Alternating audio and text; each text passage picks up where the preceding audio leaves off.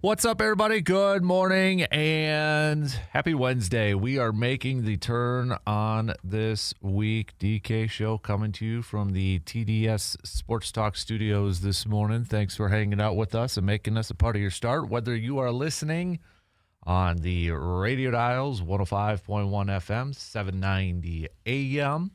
Also, we've got, you can stream it up online at sportstalk1051.com. Video stream up and rolling on YouTube, smart devices, smart speakers, all that good stuff, right? App, download it, take it on the go.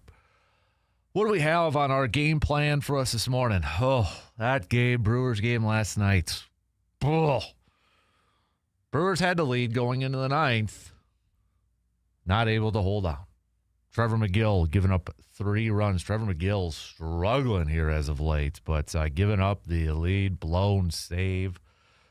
Brewers tied it up, though. Down 2 in the bottom of the ninth. They were able to tie it up to force extra innings, but Blue Jays able to put up 3 runs in the 10th and secure that 9-7 victory after the Brewers only able to get 1 run across the board. Ortiz had an opportunity, base loaded again. And it's like we're having flashbacks to last year. So, Pat Murphy afterwards acknowledging that, yep, they're probably going to make a change at the closer spot with Trevor McGill. We'll go through what he had to say, including calling out fans who booed Trevor McGill. So, we'll see if you agree with that assessment. But Gary Sanchez hit another homer. Jake Bauers hit that 3-run shot in the 4th. I mean, those two right now are your power hitters here for the Brew Crew, it seems like. I mean, they each have 5 home runs on the season. So Dalton Varsho also picking up a home run last night in his return to his home state of Wisconsin. But we'll break it down and go through this and go through some of the comments from Pat Murphy last night and then take a look at Game 2 tonight where we've got Chad Patrick getting the start, Dylan Cease also getting the start for Toronto.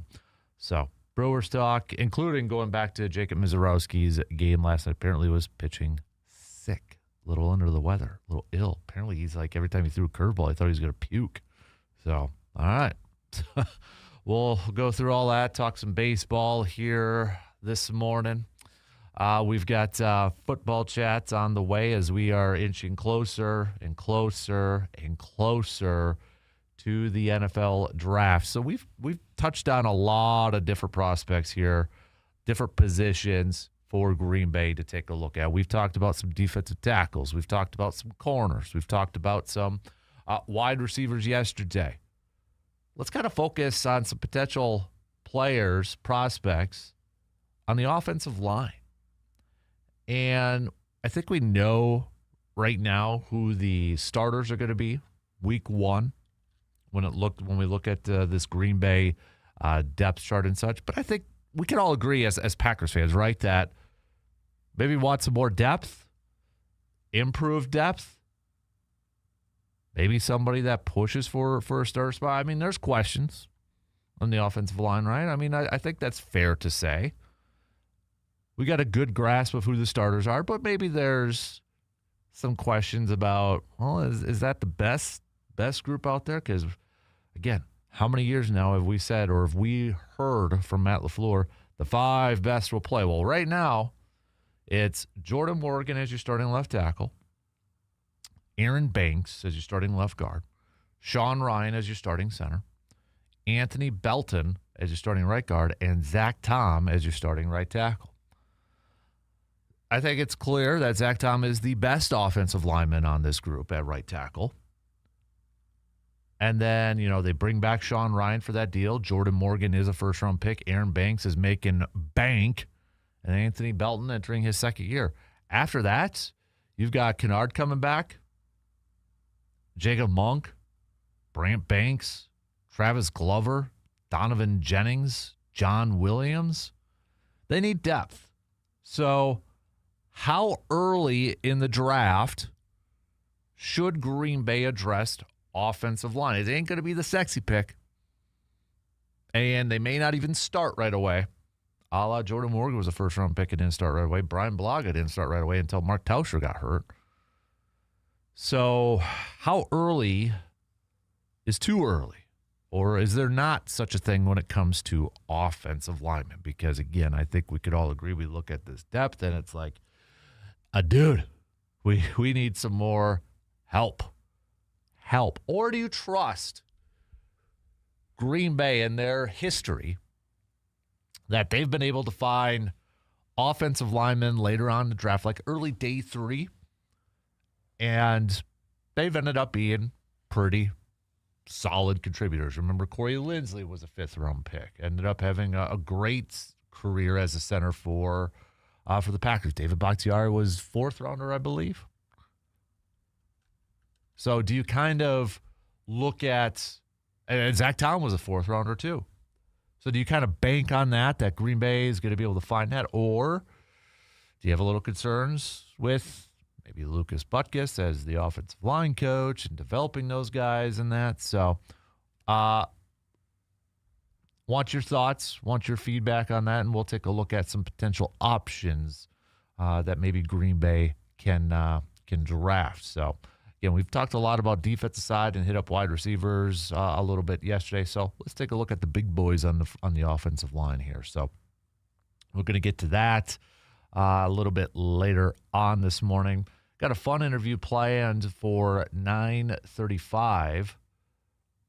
And a lot of us, maybe like around my age and such, but, back in the 90s, early 2000s and such, we used to get this catalog in the mail called Eastbay, right?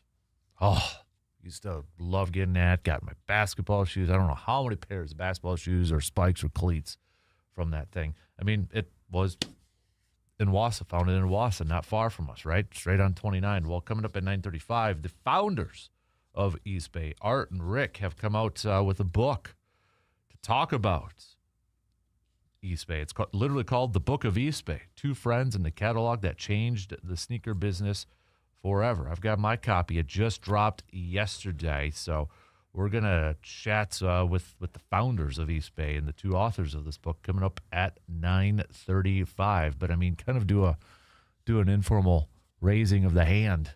How many of us always look forward to getting that Eastbay catalog in the mail? I was one of them. And just kind of going through and circling, man, I wish I could get that pair, or man, that was, trying to find the colors that matched Timo's playing on.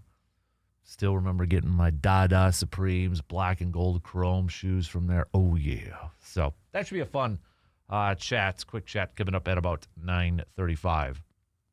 Also, since it is a Wednesday, and that'll be part of our Inside the Hobby, because I know a lot of people, and I think it's mostly the Jordans, but a lot of people, collecting sneakers, collect Jordans.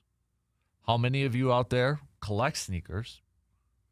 Is it specifically Jordans? Is that the only, Jordan obviously has the big one, but is anybody else collecting any other players' sneakers? Or do you know of somebody who does that? I mean, I will admit, I have a confession. And I've always wanted one. And I still kind of want one. As a soon-to-be 40-year-old, I've never had a pair of Jordans. And I kind of want one. I don't care what it is. I just want to say once in my life, maybe that I owned a pair of Jordans. But I had D-Wades. I was a big D-Wade fan when I was younger and that. But, should be a good convo. But, yeah, anybody else collect sneakers? Still have some old pairs of sneakers maybe you wore back in the day and such? Maybe post it up in your man cave and that. So, what else do we got? It is a Mike's Star Market. Am I wrong? So, give me your Am I Wrongs. That was your homework assignment, right? Give me your Am I Wrongs. Text them on over, 715-830-1912 on that Shoe Doctor's bullpen line this morning. You can text those on over or hit us up on the Section 105 chats. Also, your Hy-Vee game changers. Now, again, remember, game changers can be that positive or negative. So, for example, game changer last night, you could be Trevor McGill. Or maybe it was a play. Maybe it was a player. Maybe it was a trade. Maybe it was a free agent move. It's pretty open-ended. So what was the game changer for you in the past week or so? All right, let's get your homework assignments in because, as I alluded to, for today's giveaway, thanks to Paul, who has given us a bunch of sweet cards to give away, I might as well tell you right now. We're going to be giving away an autographed card today. If you're a baseball fan, it is numbered and it is graded on here too. So it is actually, figured this would be appropriate since we're talking about closers in baseball, or for the Brewers in this essence. We're going to give away a Dennis Eckersley autographed, graded, gold-framed card on there today. So you want that? It's all going to be based off participation points here this morning. So there you got it. It's actually a thick card in a thick case here too. So, man, that's a sweet-looking card. Again, graded auto 10. Overall card is a 9, it looks like. So it's a sweet-looking card. But since we may be looking at a new closer here for the Brew Crew, we might as well do that one as a giveaway. How do you get participation points? You text in on that Shoe Doctors bullpen line at 715-830-1912. You can hit us up with a text or on the Section 105 chat. Hit us up on the lines, whatever the case may be. All right? But let's get things rocking and rolling here this morning. Coming up on the leadoff, we'll talk a little Brew Crew, recapping the loss to the Blue Jays. The Brewers are now at 500 on the season. They were in line for a win, but another poor performance from Trevor McGill. What did Pat Murphy have to say about McGill and going forward? And Pat Murphy calling out fans a little bit. Do you agree with him about booing? We had this topic with Barry Alvarez in the college football season too. So let's get through it all, shall we? We'll take our first break, and then coming up on the leadoff, we'll talk some Brew Crew. Coming up in just a couple minutes.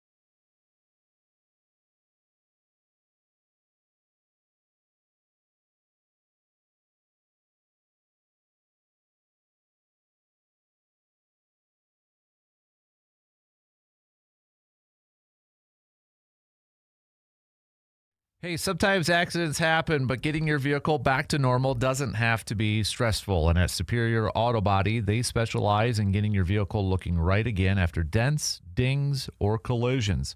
And the best part, they handle the insurance process for you, working directly with your provider to make things simple and hassle-free. No runaround, no confusion, just quality work and a team that's got your back every step of the way. So get your vehicle back on the road with confidence. Superior Auto Body in Eau Claire, where the job gets done right. And just a quick note, too, they are doing some remodeling. So if you drive by, you're like, oh, man, where'd they go? They're just doing some repainting on the outside and such. So they're still there. They're still doing their thing. And I know we've had some spring storms, right? Some hail going on. And, man, it sounds like maybe we got some more coming up at the end of the week here, too. So hey, if your vehicle did suffer some hail damage and such, Superior Auto Body is the place to go to make it look just as good as new. So check them out today, Superior Auto Body in Eau Claire.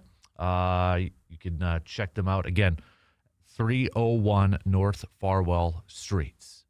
If you don't see the name on the outside of their building, they're still there. They're just doing a little paint job and doing a little remodeling out there. But all right, a lot of you already kind of chiming in. So got John saying, pumped for the interview with the Eastbay guys. I actually talked my mom into buying me the Jason Kidd Nike Zoom Flight 5. They were released in 97. Nice.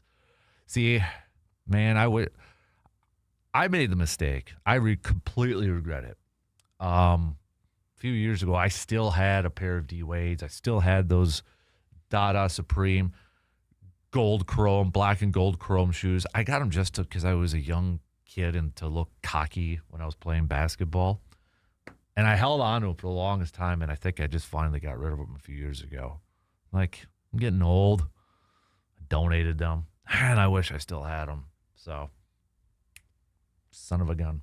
That is one thing I should look to add to a man cave. Find somebody who's autographed a shoe or something like that, one of my favorite players, go on eBay on that. Man, that's something I should look at. But we've also got a few more of you chiming in on some Packers stuff, so we'll wait till we get to a little green and gold on there. But want to throw this out. So Brandon G coming in with a quick text saying, Brandon G here. I can be negative on players, but I never boo players. I think that's a bad look from the fan base. McGill isn't trying to be bad right now. It's something that's part of the game, unfortunately, but I do think they need to look at another route in the closer role. So I know we kind of touched on this back when Barry Alvarez called out Badger fans for booing, but let me bring it back up, and let's see if we can get some more input on it. Where do you stand as a fan on booing? And maybe a couple parts. Do you boo when you're at a game? If you don't, do you have a problem with people booing? Pat Murphy's got a problem with people booing. Get to what he had to say coming up here in just a second. But last night's game, going to extra innings, a 9-7 loss for the Brewers. They'd fall to 8-8 on the season. The Brewers jumped out to a 3-0 lead in the bottom of the fourth inning, thanks to Jake Bauers hitting his 5th home run of the season. And then he had a couple solo shots, including from Dalton Varsho in the 6th inning to cut the lead a little bit closer, 3-2. But Gary Sanchez adding some insurance runs, him and Bauers leading the team in home runs with 5 apiece. Blue Jays got a little bit closer there with another run in the 8th. But you hand the ball off to your all-star closer from last year, Trevor McGill. More times than not, you're probably feeling pretty good. Nope. Blue Jays able to put up 3 runs to take a 2-run lead heading into the bottom of the 9th. Now the Brewers were able to tie it up at the forced extras, but Blue Jays add 3 more runs in the top of the 10th and come away with a 9-7 victory after the Brewers were only able to put up 1 run in the bottom of that game. But yeah, Terang with 3 hits, hitting in that 3 spot, something that we kind of thought about, pondered about yesterday with Yelich out of the lineup and no Jackson Cheerio and such. Would they move Terang to more of a power spot? Well, last night he had 3 hits, did have 3 Ks as well. But again, Sanchez with a home run, Bauers with a home run, and that the Brewers coming away with 12 hits, also taking 7 walks, but they did strike out 12 times.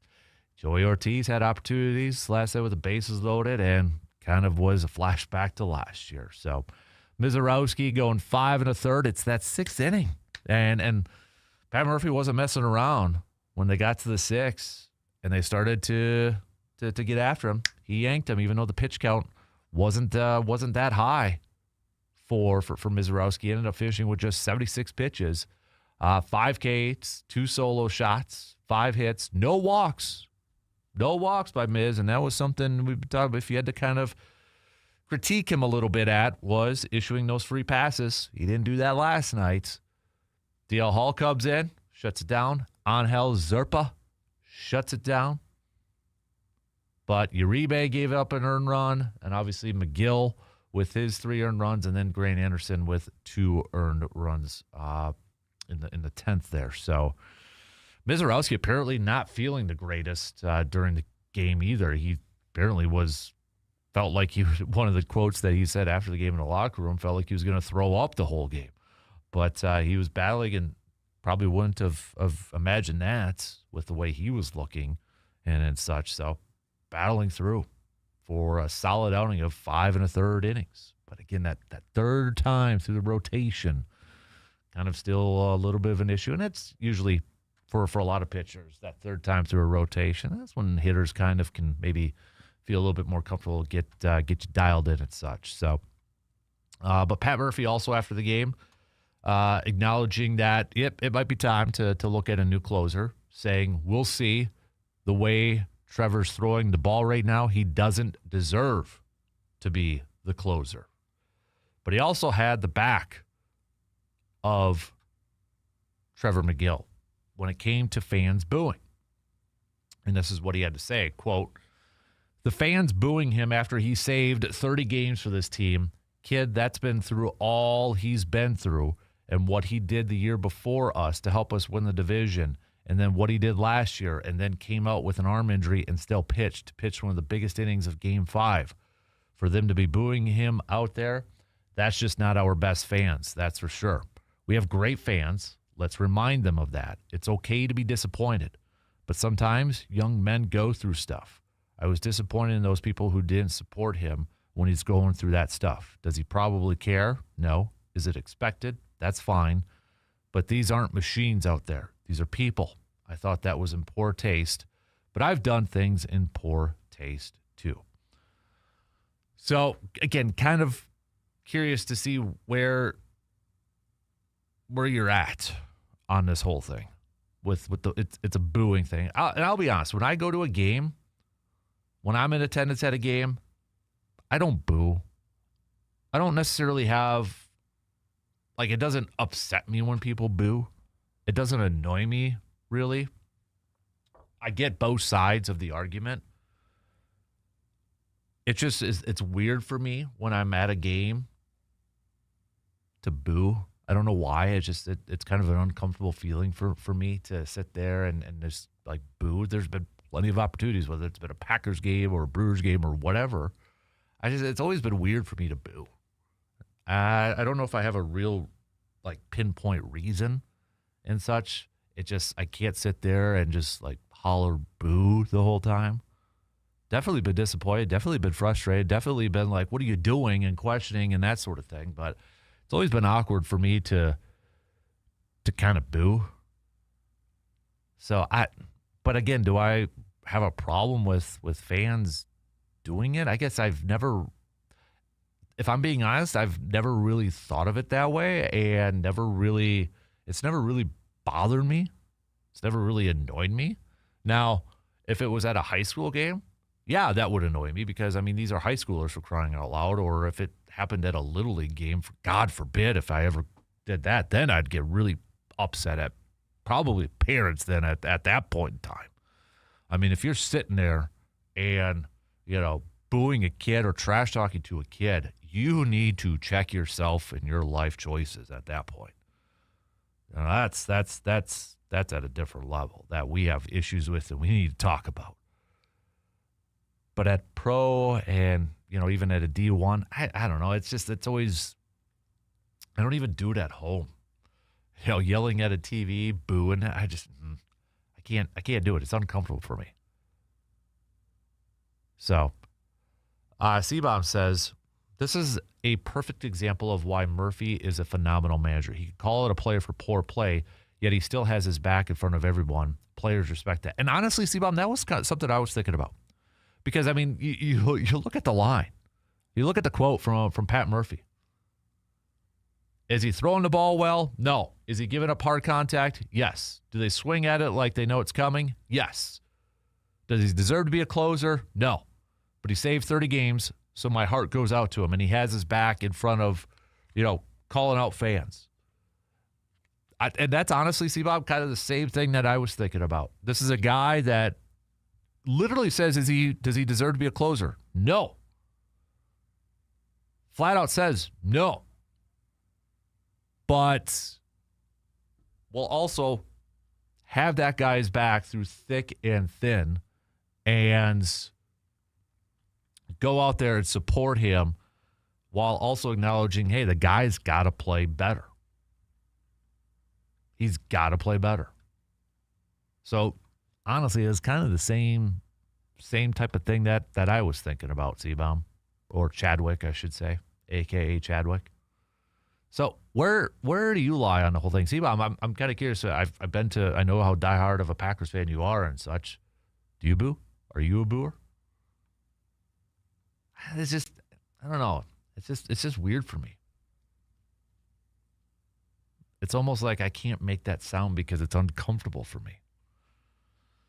But I guess I never really thought about if I have a problem with people do it. Again, if they do it at like high school or lower, then there's a big issue. Pros, I guess I never really thought about that.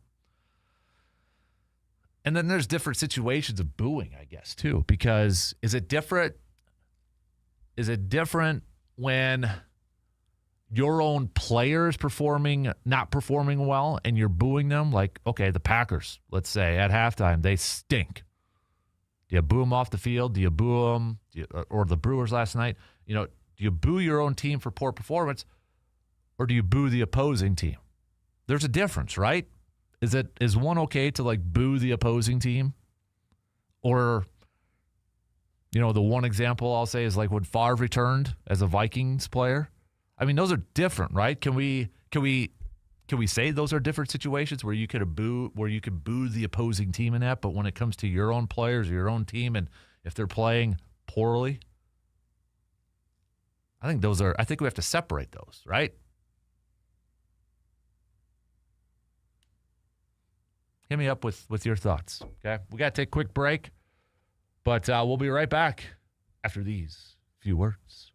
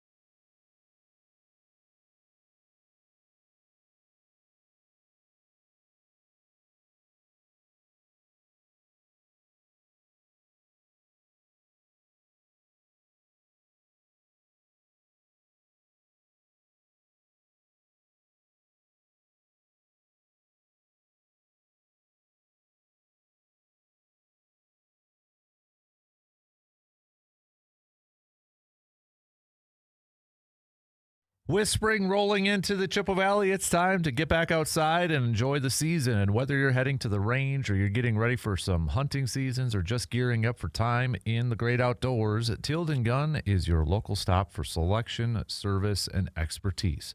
They offer a wide range of firearms and accessories, along with a knowledgeable staff of who can help you find exactly what fits your needs. No pressure, just straight answers and real guidance. It's about making sure that you're comfortable, confident, and ready for your next outing.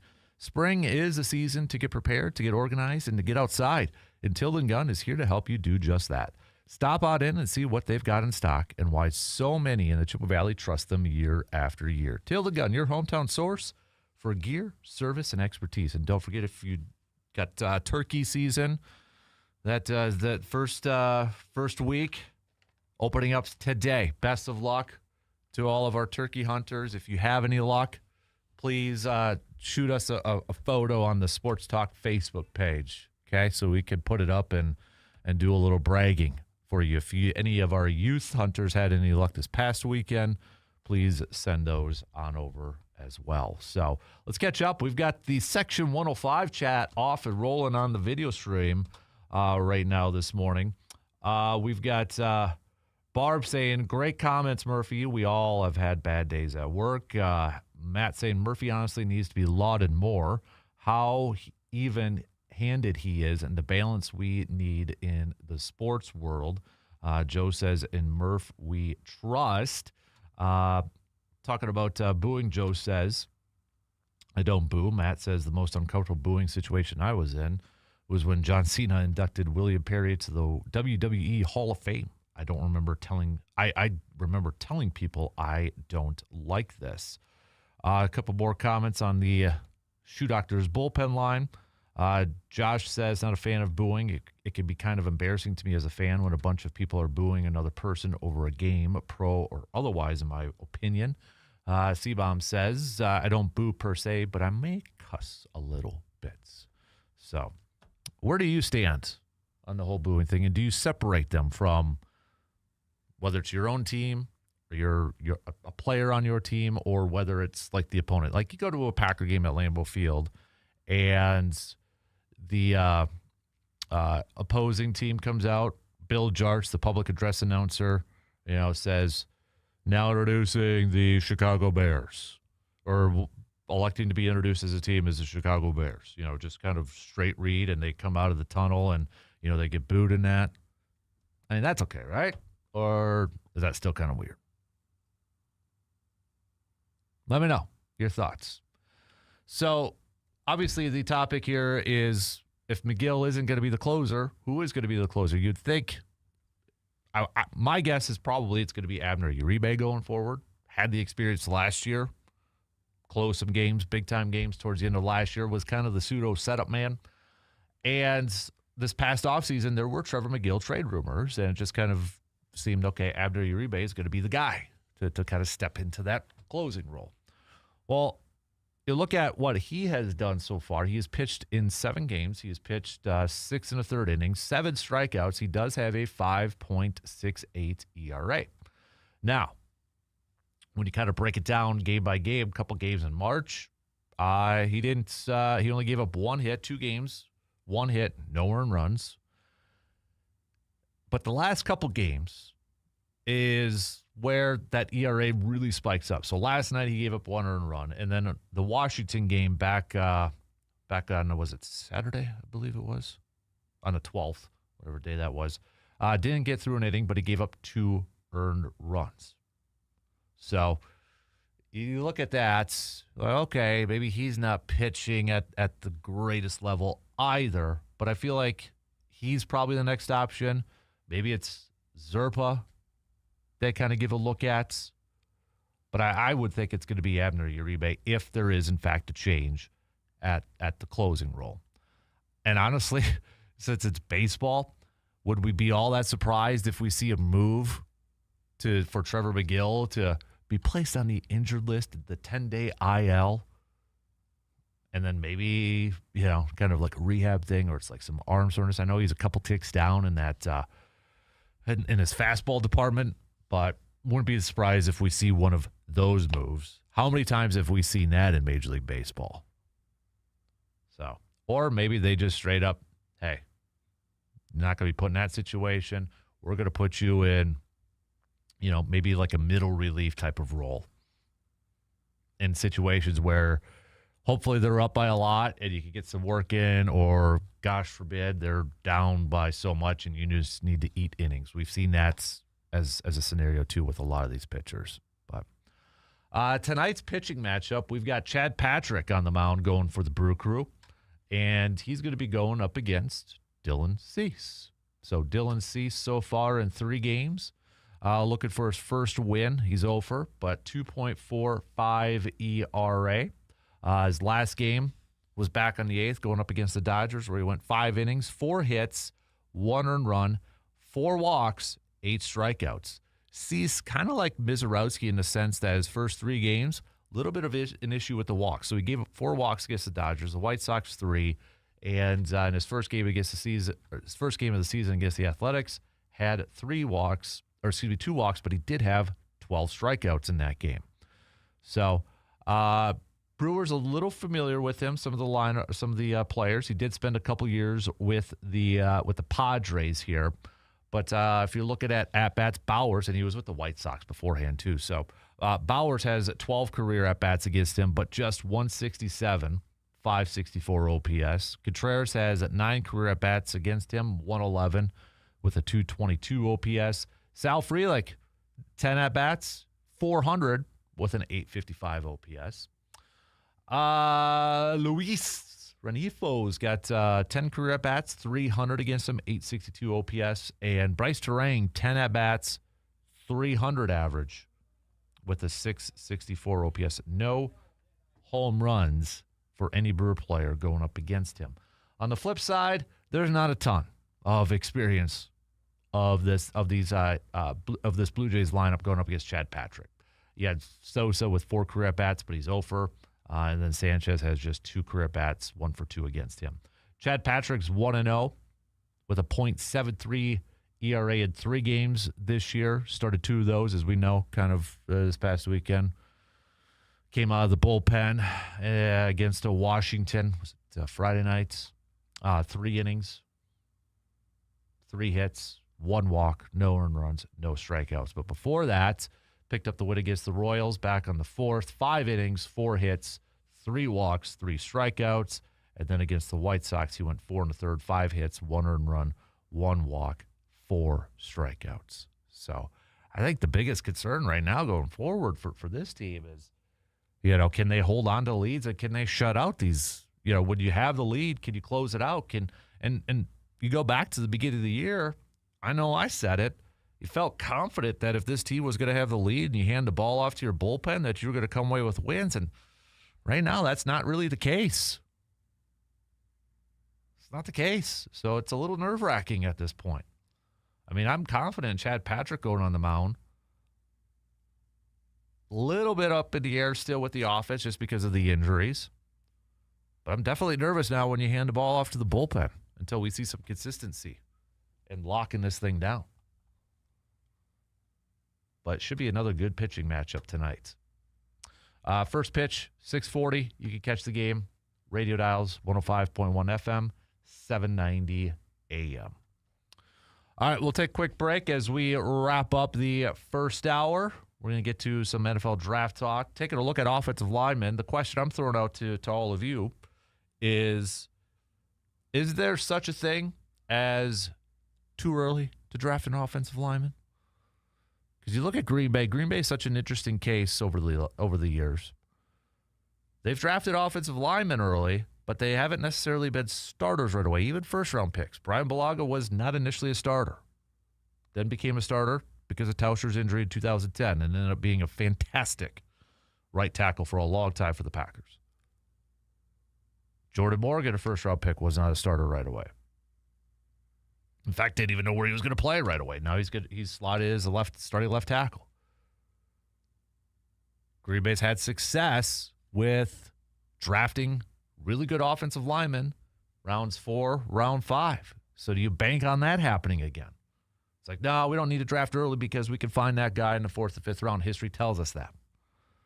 But you look at this team this year, we know the starters. We could have a conversation about how good these starters look. Depth, definitely a big question mark. But do you draft early for an offensive lineman to improve that depth? Or do you wait for that 4th, 5th round, those day 3? We'll take a look at some of the players that could potentially be targets for Green Bay on the offensive line. So, first, we got to take a quick break, and we'll start to wrap up the first quarter. Coming up after these quick words.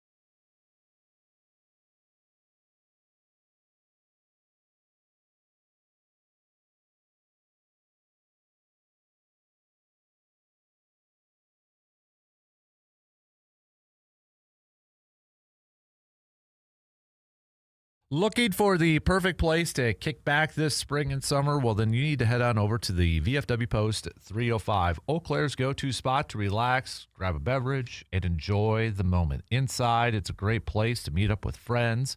But when the weather warms up, it's all about that patio, man. With one of the best river views in town, there's no better place to soak up the sunshine, unwind after work, or spend a weekend afternoon. Cold drinks, great people, and a view that you can't beat. That's the VFW Post 305 in Eau Claire, your spot to hang out this season. All right, so coming up next hour, we'll talk some Packers draft, Packers football, take a look at some offensive linemen on the priority list when we get to the draft next weekend, how high would you have Green Bay finding an offensive lineman? Now, we'll just kind of keep it general. We don't need to say it's got to be a center, it's got to be a tackle, it's got to be a guard. We'll just say offensive lineman in general. So how high on that priority list would you put it? Number 1, number 2, number 3? Would you be okay if Green Bay maybe used their first pick, which is in the second round, to get an offensive lineman, even though they may not be a starter right away, just because the depth is a major question mark? I know a lot of it is we got to see how the board falls, and that's kind of where I'm at too. So, but just kind of on a general basis, is there such thing as too early for this team to draft an offensive lineman? Because I know a lot of times when the Packers draft an offensive lineman early on, you get Packers fans, not all, but some, be like, ugh. But so-and-so was available, and so-and-so was available, and that. But then when we get to the season, we're like, dang it, we need better offensive line play. We need better depth. Benjamin at EC with the take on the booing topic. Here's my take on in-game booing, cheering. Professional athletes, boo or cheer all you want. You paid, so you paid, so fans how you want to. So fan how you want to. Any unpaid athletes, cheering is expected, but under no circumstance should you boo someone that is not getting paid unless a player intentionally injures or tries to injure someone. That person action should be booed. So which side are you on? What side are you on? Do you agree with Pat Murphy with his comments about booing? Or do you respectfully disagree with the skipper? So we'll get back to that topic at hand a little bit later on. Send me your Mike Star Markets, am I wrong? Hey, that's a perfect am I wrong, right? What's your am I wrong statements? Also, the Hy-Vee game changer. What's your pick for game changer of the week for the past week or so? It could be a play, could be a team, could be a moment, could be like a free agent pick. Well, we're going to have some game changers coming up next week with the draft and that. So, all right, couple minutes left to the top. We'll say good morning to Morgan. Good morning, Morgan. Hey, Kasper. How's things? Good. How are you? Good. We have Wednesday wild card, but I can't help but notice you have the book of Eastbay on the desk. Did you spend your middle school, high school years poring over the Eastbay catalog? Because I clearly remember that in my life. What is the book like so far? I just got it because we're interviewing the founders of Eastbay in a couple hours. Where are they from? So, Wausau. Nice. I thought it was Wisconsin. Yeah, good. Yep. So their book just dropped yesterday. Hey, I like it. It'll be good. All right, we're going to shuffle up the deck for Wednesday wild card. Kasper gets to draw one random question and answer it for us here. And let's see. Fanning them out. Boom. Pick a card. Oh, no. Sorry, guys. I know. Send your hate mail, too. Morgan McCarthy at. All right. If you could choose your own life obstacles, what would you keep the ones you have? I once heard this great quote that said, if everybody threw all of their problems in the middle of the street, you would run to get yours out. And I think that's largely true. So essentially is somebody has it worse than you. Pretty much. Yeah. So what life obstacles that you've gone through would you keep that actually ended up being a blessing in disguise? I hate these questions because I feel like there's a lot of answers, but then you can't think of it off the top of your head. I'll give you one chance to pass if you want to. That's a deep question. Or it's simple, like, I have this bad attitude, but look at me now. I have a bad attitude. You have a bad attitude. I do not have a bad attitude. People make me have a bad attitude. Okay, I personally don't have a bad attitude. This is kind of like everyone else is a bad driver but you? Yeah. Okay. Yes, exactly. By the way, new Man Cave shirts, is that what I'm looking at? I'm testing out some beta testing. You're going to try to run it by the guys at Eastbay and see if you can get it on the merch line, man? See if they can hook me up with Chaps or Foot Locker or whoever owns it now. So, all right, I'll give you another card. You don't have to answer that one, though, although the biggest it says couples on the bottom. God dang it. All right. What is the biggest lesson you've learned from marriage? Wasn't it that I'm always right? Oh, can we get a direct line to your wife? Just see if she would like to call in and chime in on that. All right. 3 cards in the mix. Going in for. Another one. Son of a gun. Oh, this is not bad. What is the last book that you couldn't put down? You haven't started the Eastbay book yet, so we come full circle here. What was the last book that I couldn't put down would probably be, this was a few years ago, but I'd have to say I still love it, Mosquito Bowl. It's about World War II, but a bunch of college football players that were drafted into the war. Oh. And nonfiction? Yeah. It's a lot of Wisconsin connection, a lot of players from Wisconsin, and they played this like pickup football game while they were overseas and such. You just gave me a great idea for Father's Day from my pops. It's a really good book. Mosquito Bowl. Yep. I love Very it. good See? bowl. Every once in a while, we pull some useful information out of you, Kasper. All right. Thanks, Marge. Anytime. 1 in, 2 more to go. We'll be right back.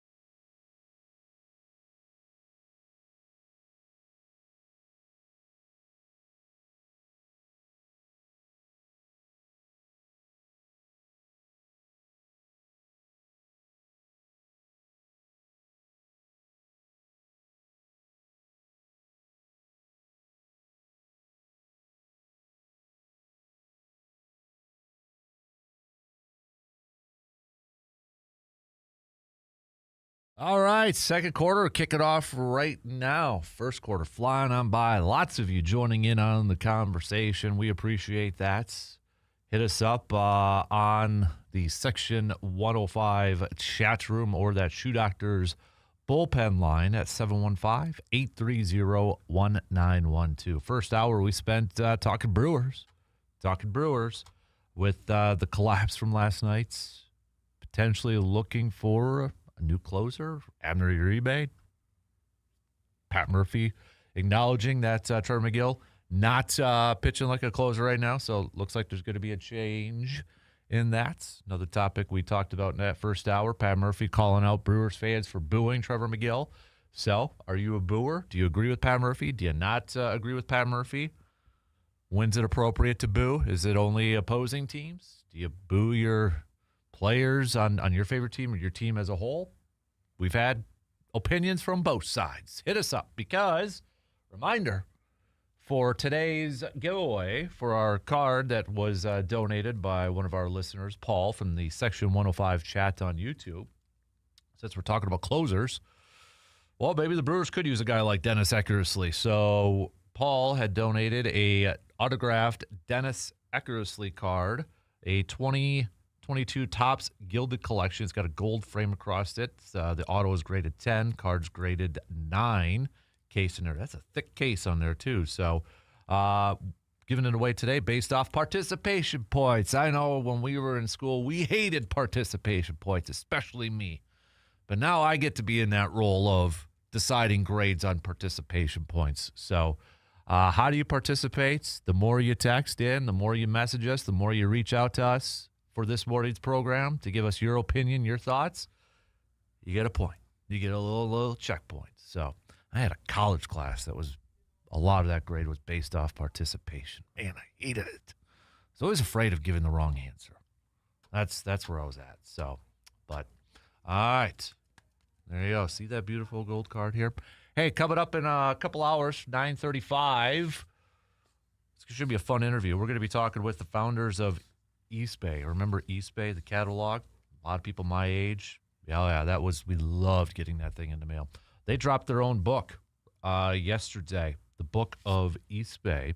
So we're going to be talking with Art and Rick at 9:35.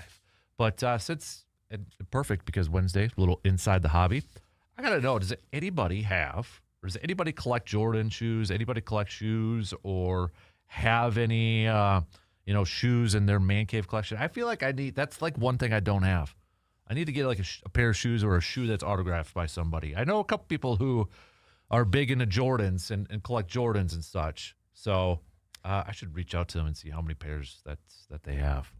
If you're listening right now, you know who you are. Tell me how many pairs you have, because I've been to your man caves where I've seen your collections, and I've seen it. So I got to know how many pairs you have. But this should be fun, talking with a couple of Wausau natives. I still remember getting that catalog and just sitting down. We would take it to school and look at it and study hall and such. Man. All right, so that should be fun. It is a Mike Star Market Am I Wrong Wednesday, so give me your Am I Wrong statements. Best ones I'll read up on the air. Also, Hy-Vee Game Changers. All right, Hy-Vee Game Changers. Give us your picks. Who's the game changer or what was a game changer from the past week or so? All right, let's kick off this hour as we are just a little over a week away from the draft. A week from tomorrow, the first round will kick off in the NFL draft. Right now, Packers don't have a first-round pick unless they decide to trade up, which I don't think they're going to, but never say never. So, obviously, day 2 right now. Pick number 52 is their first one. But I want to focus on offensive line today for our draft countdown potential prospects. And offensive line is always kind of an interesting thing when it comes to Green Bay. We know that they really like offensive linemen that can play multiple positions. The versatility, right? That they love those type of guys. Not every offensive lineman that they have on their starting unit or such is one of those, but they really like the versatility from their offensive linemen. And you look at the history of Green Bay and you look at, some of the players that they've picked. They've had success finding those guys in the 4th round, 5th round, Bakhtiari, Zach Tom, Corey Linsley. They've also had success with first-round picks, Brian Balaga. Derek Sherrod, was a first-round pick. I just wonder how much that gruesome leg injury really derailed his career and such. Mark Tauscher was a 7th-round pick, I believe. I mean, they've had success. So, and they're not afraid to draft offensive linemen with their first-round picks and kind of sit them right away. Balaga wasn't a starter right away. Tauscher got hurt, and then 2010, Balaga steps in halfway through the season, and bada bing, bada boom, ends up being a fantastic right tackle for many, many, many years. Jordan Morgan, first-round pick, was not a starter right away. Will be this year. We'll see how it all kind of pans out. Green Bay's had success with second-round offensive linemen. Elton Jenkins was really good. Jason Spriggs was not. You know, there's examples of each. So the question I kind of have is, when it comes to offensive line in Green Bay particular, do you kind of fall back on their history, fall back on their pedigree? Like, you know what? They've had some really, really good linemen that they found day 3. So that's why they shouldn't have to draft, or that's why they shouldn't draft an offensive lineman early, because they could find that guy on day 3, rounds 4 or 5. Or are you of the mindset, hey, if that's the best guy available, you can never have too many good offensive linemen. We need depth. We need big-time depth. So if it's the second-round pick, if it's the third-round pick, let's do it. It may not generate a lot of hype or interest or excitement. It may not be the sexiest pick. But gosh darn it, we need offensive linemen. You look at the depth chart, there's no question Green Bay needs some talent. In my opinion, they need to come away in this draft with at least a couple of offensive linemen. I mean, your starters right now are Jordan Morgan, Aaron Banks, Sean Ryan, Anthony Belton, Zach Tom. And even look at last year. Anthony Belton was a second-round pick. Wasn't a starter right away. After that, you got the veteran Darian Kennard coming back. Then it's Jacob Monk. It's Travis Glover. It's Brant Banks. It's John Williams. It's Dalton Cooper. It's Donovan Jennings. They need some more guys. So I think we all kind of figured Green Bay's probably going to get a couple offensive linemen in this draft. It's just the question of when, how soon. And if we look at the top 30 visits, there's not a ton. There's not a ton of players on there. So let's just kind of take a look at some of the options that may be there. I think a lot of people's favorite player. Now, if you don't know this person, look him up. But it's Mr. Dunker from Iowa. Okay? He's a big Culver's guy. He's a big outdoorsman. The hair, the mustache, the mullet. I mean, you look at him and like, that's a Wisconsin guy. So I feel like if he was the pick by Wisconsin, or excuse me, if he was the pick by the Packers, the state of Wisconsin would instantly fall in love with him. He's a potential option. I've seen him mocked in round 2. I've seen him mocked in round 3. Probably going to be a guard. And you look at the guard situation with Green Bay. You know, how much do we trust, like Aaron Banks? You know, maybe you need the replacement of him, or can you trust him to stay healthy and such? But I mean, if Dunker is drafted by the Packers, you already got the Culver's connection there, man. And then as much as he loves going out in the outdoor, there's some great stories. If you didn't kind of follow along at the combine and such, do yourself a favor and Google it. You're probably going to love this guy. And if he is a Packer, you might as well start printing some of the jerseys right away if you're the pro shop. Because the more that story comes out on him, the more Wisconsin fans, Packers fans are going to love that guy. So he's a potential option out there. Now, do you want maybe a guy that's going to be more versatile? Do you want some tackles, potentially? Guys that could play multiple positions, because let's face it, that's what Green Bay wants, right? They want guys that have position versatility. We could debate about whether it's the right way to go about it, but maybe one of those guys is a day 3 pick, Brian Parker from Duke. He's started games at both tackle spots, left tackle, right tackle. But there's the thought that he could move to center at the next level, or even guard.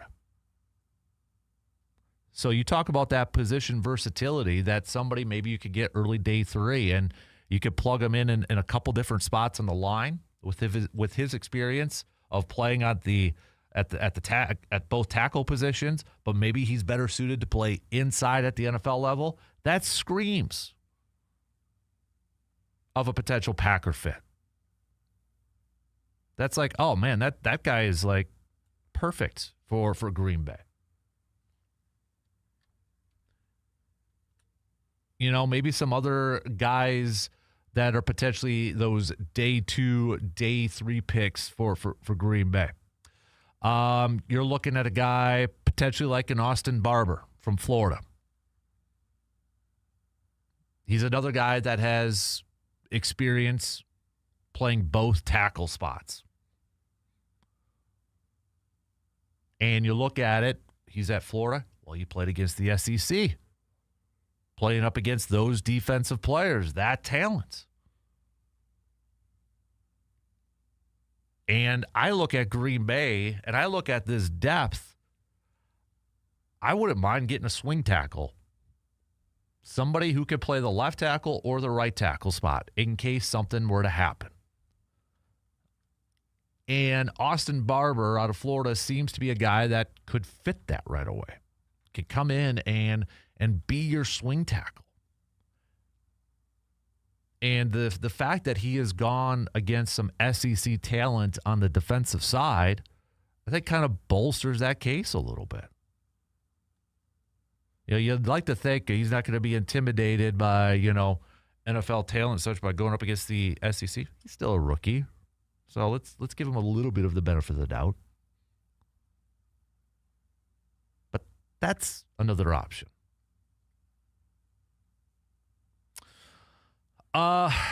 You've got, there's other tackles out there too that could be kind of a swing tackle, maybe with some guard talk. It's Cage Casey.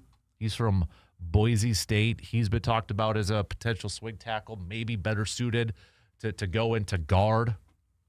Because when it comes to offensive linemen, you're going to talk about length, arm length. When it comes to those, Brian Bulaga, remember Brian Bulaga was always kind of criticized or critiqued. He's got short arms. Every time I hear offensive linemen with short arms, I think about, what's that movie with the T-Rex, the cartoon movie? It's like, I got a big head and little arms or something like that. But, Brian Bulaga panned out pretty good. But maybe Casey for Boise State's one of those guys, too, that, okay, swing tackle, but at a pinch, he could get you some reps on the inside at that guard position. Same with a guy like Trey Zune III from Texas A&M. Spent the most of his time playing left tackle, but he did start a couple games at center. And there are some NFL scouts out there that feel like he could best transition into the interior, into a guard at the NFL level. Now, a lot of these players that I'm mentioning are probably day 3, maybe late day 2 picks. Could they go maybe a little bit higher? Maybe for their first pick, 52 overall, day 2. That may be where, if they want a guy like Dunker, maybe that's where they go. If they want one of the better tackles, if they want one of the better tackles that's going to be available in this draft, well, they may have to use that 52nd overall pick. I think they're comfortable with Zach Tom, but is there maybe still some question marks about Jordan Morgan? Do they want to protect themselves?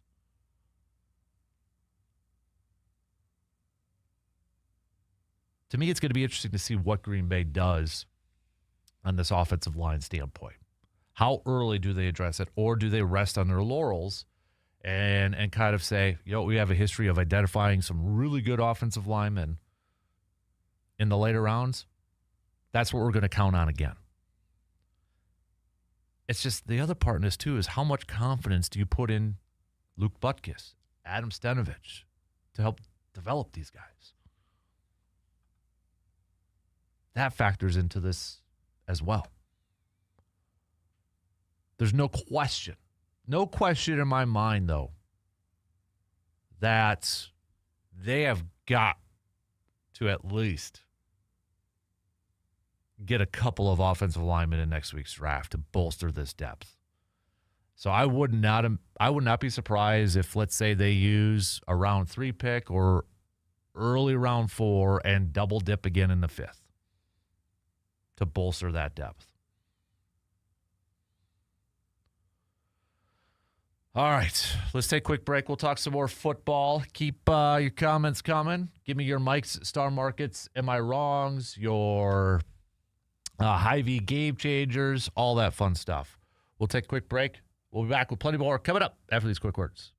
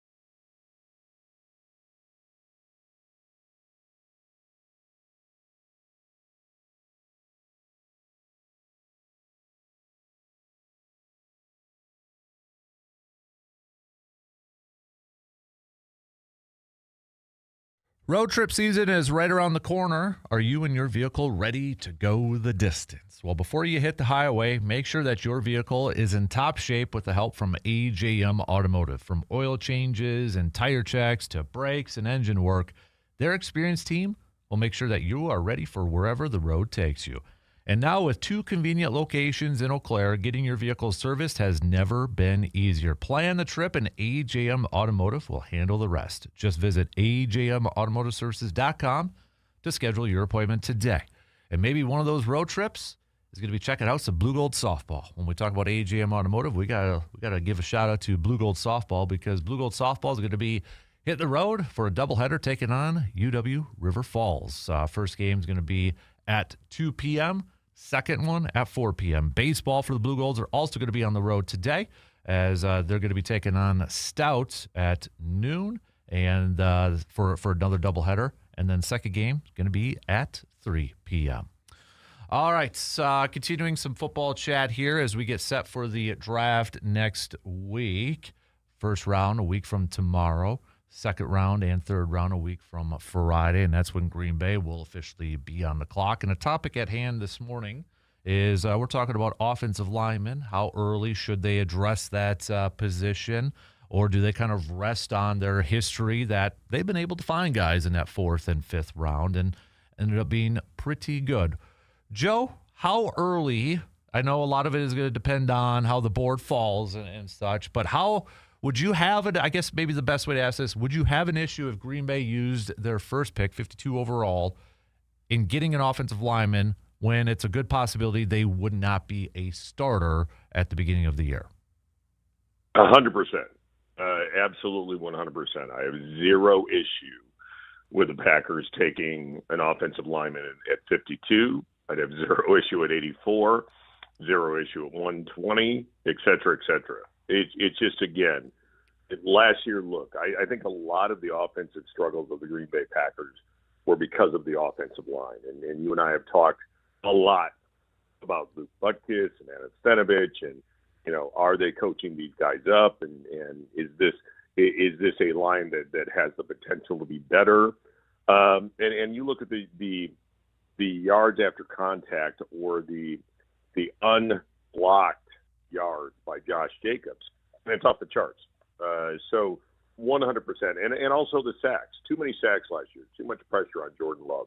So I'd have zero issue with it. And this is a good draft for offensive linemen. So if they don't do it, I still see value in some of those picks in round 3, 4, and now with an additional 5. But if they do it in that round 2 at pick 52, I have zero issue with it. Question that came up a lot during the season last year was, should they focus, and it was mostly specifically about Jordan Morgan and such, but should the Packers maybe change their approach on how they view offensive linemen, the versatility of playing different positions such? Should they focus maybe more on finding the guys that best fit in certain positions? Do you think they should still go with their approach of finding offensive linemen that could play multiple positions on that line, or should they hyper-focus on players that are just, that's a left tackle, and we're going to keep them at left tackle? It's a great question. I think the way to look at it is this. I think you still focus on versatility, but then I think you coach more specificity. And so I think you still bring these versatile guys in, but I think the Packers have to recognize early on, where do we want to put this guy? Where is the best position for this player? So I still think the versatility will play well for them down the road, but I think you have to coach them differently, and I think you have to realize early on. And I think that's where the Packers have failed. Maybe not necessarily drafting the versatility, but then going too far with that and not really recognizing what you have. So I don't think it's a drafting issue with the offensive lineman. I think it's a coaching issue, and I think, again, going back to Jordan Morgan, everyone said coming out, every scouting report, all the film said that this guy's a left tackle, and then you moved him around a lot. I get it. The philosophy of your 5 best out there, and I understand that 100%. But I think early on for a young guy, if he can focus on one, maybe a second position, and when I say second position, maybe it's flipping to the other side, so left guard to right guard, or left tackle to right tackle. But I think playing him all over the line, that's a tough one. And look, I played offensive line in high school, and I started at right guard. And whenever there was an injury, I moved to any of the other positions. So my senior year, I ended up playing 4 of the 5 offensive line positions. And again, it's tough. It's not easy. And I'm talking about high school level, obviously, nowhere even near pro level. But that's a tough transition. Your drop step is different. Your hand placement is different. There's a lot of nuances that you don't realize that go into that. And so, again, no problem, though, drafting for versatility. But I think this coaching staff has to realize early on where a player fits best. We spent a lot of time yesterday, obviously, talking receivers with the Dontavian Wicks trade and such. With Wicks now being traded, and you're looking at the roster here, as of right now, Watson does not have an extension. Jaden Reed does not have an extension. Does it change, in your opinion, how Green Bay approaches the draft in addressing the wide receiver position now that Dontavian Wicks is not on this roster? You know what? I've seen it both ways, and it's interesting. We've all seen that meme on social media with the guy standing up. It's an old-timey picture of the guy standing up, and, he kind of is the only person standing up. And, I saw one the other day that said, I believe the Packers don't need to draft a wide receiver in this year's draft. And I would agree with that. I just don't think there's the need. Now, if the best player available on the Green Bay Packers board happens to be a wide receiver, then I'd say go for it. Absolutely. But I don't see it. I just don't see the need being there that you have to go out and get someone. And again, if they do draft someone, look, if they get a Bryce Lance type of guy in that 4th or 5th round, who I think has a huge upside, will I be excited about how he could be used in this Green Bay Packer offense? Of course. But I don't think this changes it. And I look at it and I say to myself, they're in a good place. And I get it. Jaden Reed doesn't have the extension. Christian Watson doesn't have the extension. You've got 2 young guys. And I thought it was real interesting, Dan, just as a side note, the Packers tour is on the go right now. They are touring the state, and 2 players on that tour are Randall Cobb and James Jones. When they interviewed Randall Cobb and talked about, Matthew Golden's lack of touches last year, and Cobb said, look, that was me, that was Jordy, that was Tay. That is the Packer way, and that is this offense. And again, whether it be the offense from Mike McCarthy or what the offense is today, there is a lot of stress put on that wide receiver position. So, yeah, I see big things for Golden. I think Savion Williams has a bigger upside than what we saw him last year, and I don't think LaFleur really knew how to use him. But getting back to the draft, I just don't see it. I don't see this, the Packers got to go out and get someone. I would actually feel better when you look at the youth of this receiving corps. I would actually feel better if there's a street free agent still out there that Green Bay wants to take a flyer on. I'd feel better about adding that to the depth chart than adding another rookie wide receiver. And so, again, if there's a guy out there, and Green Bay's bringing some guys in, and they're bringing some guys in that have a certain body type. You're looking at that. I mentioned Lance, a bigger wide receiver, a very traditional Z or X outside receiver who not necessarily has the route tree down, but can take the top off the ball and take the top off the coverage. And so, if they get a guy like that who looks the part and has a feel for the game and has the athleticism, I say absolutely go for it. Is it a need? I don't think so. What would you rather see than a wide receiver or running back if you had to pick between the two? Running back. 100% running back. Look, Matt LaFleur's offense, and again, when you look at where this team has kind of migrated to, and I don't think there's any question, Josh Jacobs is such a key part of this offense. And I think finding the lightning or thunder or whatever you want to call it, that counterpart to Josh Jacobs, I think is critically important.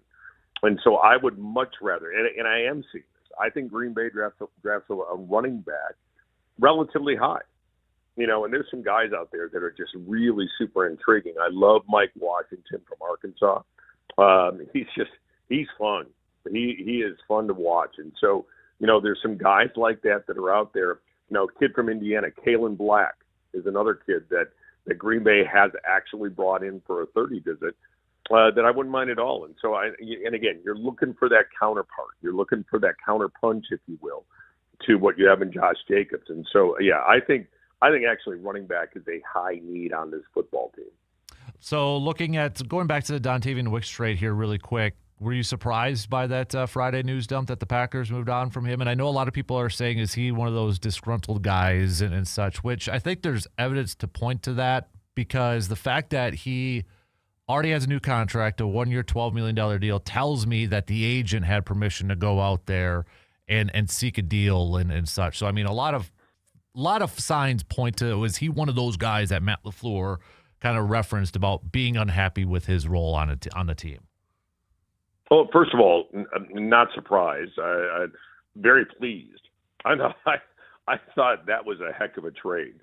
To get a 5th and a 6th for a guy that you drafted in the 5th round, who you weren't going to sign next year, and it's almost like the Rashawn Gary situation all over again. You get a 4th for Rashawn Gary when everybody in the NFL, everybody in the league, everybody everywhere who's a football fan knew Rashawn Gary was not going to be on the Green Bay Packers at that salary, especially. And so Dontavian Wicks, he was not going to be a part of the future, period, and a discussion. So to get a 5th and a 6th out of that, I thought it was great. So surprised, no. Happy, pleased, absolutely. Was he one of the disgruntled guys? Maybe. But, look, outside of the Detroit game last year, when did Dontavian Wicks show that consistency week in, week out? And you go back to not last season, but the season before, he had a 17% drop rate. Led the NFL. Now, don't get me wrong. I know Devontae Adams, his second year, he had a big-time problem with the drops. And obviously he built himself into a Hall of Famer. But no, I was ecstatic with that trade. And what Green Bay is doing and setting themselves up for this year, and I've heard this now with some of the national reporters, they like their football team. This is an off-season of kind of trimming the edges and kind of, if it's a painting, kind of finishing up the last touches. This is not a football team, at least 1265, thanks to people there, but this is not a football team that is very far away from that ultimate goal. And so you look at what they're doing this offseason, and they're getting guys to fill out kind of the fringe of the roster, so to speak. And again, yes, they need a cornerback, and yes, they need offensive line depth, and we already mentioned the running back, but I think Green Bay likes what they have. And then you look at what they're doing next year, and the projections of compensatory picks as far as what Green Bay is going to be able to do next year. And even without a number one next year, they're going to have a lot of draft choices. So I think Green Bay is using this year to fine-tune, next year to build more depth, and then, again, keep this window of opportunity open. Because I think Green Bay, again, I think we would all agree, Green Bay has a window now of a chance to be one of those teams that could compete for a Super Bowl. And I think what Goody is doing this offseason, I really like the approach. And again, I think they're in a good spot. So I think, the Dontavian Wicks trade, the other things he's doing, I think it all plays into a greater offseason plan and strategy that will put this team on the map come fall. Joe, so looking ahead to the draft next week, obviously we'll get your mocks and all that sort of stuff, but can you kind of give us a little bit of a glimpse of what potentially it could look like next week? Yeah, I love Chris Johnson, the cornerback out of San Diego State. I love everything he brings to the table. And if he's there at 52, absolutely. I don't think he's going to be there. And so I see a lot of mocks out there that have him going to the Packers. I don't see it. I think, John, unless you trade up, and I don't see Goody doing that. And so, the guy I like right now in round 2 is Malik Muhammad from Texas. He's a cornerback. He's a little bit lean, but he's also, I believe at the Combine, weighed in that 195 range. He played last year at Texas in the 185 range, 189, right around there. And so to get him 195, I really like what he brings to the table. Another guy that I don't know if Green Bay can go out and get, I love the edge rusher, Dennis Sutton, from PSU. I love especially in the 3-4. I think he fits really well. And now, again, could he be a pick 84? Potentially. I mentioned Mike Washington Jr., running back, who I really like.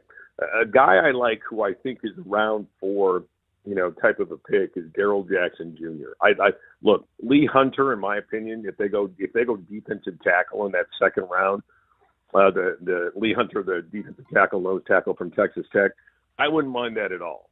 And so, but those are just some of the players that I'm looking at and seeing, is this a fit? I think Green Bay drafts a quarterback this year. Another defensive lineman who I like is Christian Miller from Georgia, and we all know Goody likes Georgia Bulldogs. And so, Jordan Vandenberg, another defensive tackle from Georgia Tech. So, there's some guys out there I really, really like. And again, I think Green Bay could go any number of ways. You mentioned offensive line, pick 52, absolutely. Cornerback, pick 52, absolutely. Running back, linebacker, defensive lineman. I think there's a lot of direction, even linebacker for that 3-4 defense. So I think there's a lot of direction. I think this draft is actually pretty deep, that mid-round 2 to end of round 4. So I think Green Bay, could I see Green Bay trading back even? Absolutely. So, yeah, I think though there's some players, the board, at least my board, is starting to shake out a little bit, and I'm kind of putting the pieces where I think they're going to be. And I think Green Bay is going to end up with some good players between, and again, who knows. But I think the real meat of the draft, like I said, is kind of the middle of round 2 to that end of round 4, and I think there's some good players available. He's Joe DeGuano joining us this morning, chatting some green and gold. We appreciate the time as always, sir. Enjoy the rest of the week, and looking forward to draft week next week, sir. All right, Dan. Take care, buddy. You got it. There you go. There's Joe joining us here this morning. We got to take a quick break, and we'll be back. We've got our Mike's Star Markets, Am I Wrongs, your Hy-Vee Game Changers, all that fun stuff, and keep the participation points coming. If you want to win that autographed Dennis Eckersley card, donated by our good listener, good friend, Paul, in the Section 105 chat room on our video stream on YouTube. All right, quick break. We'll be back after these few words.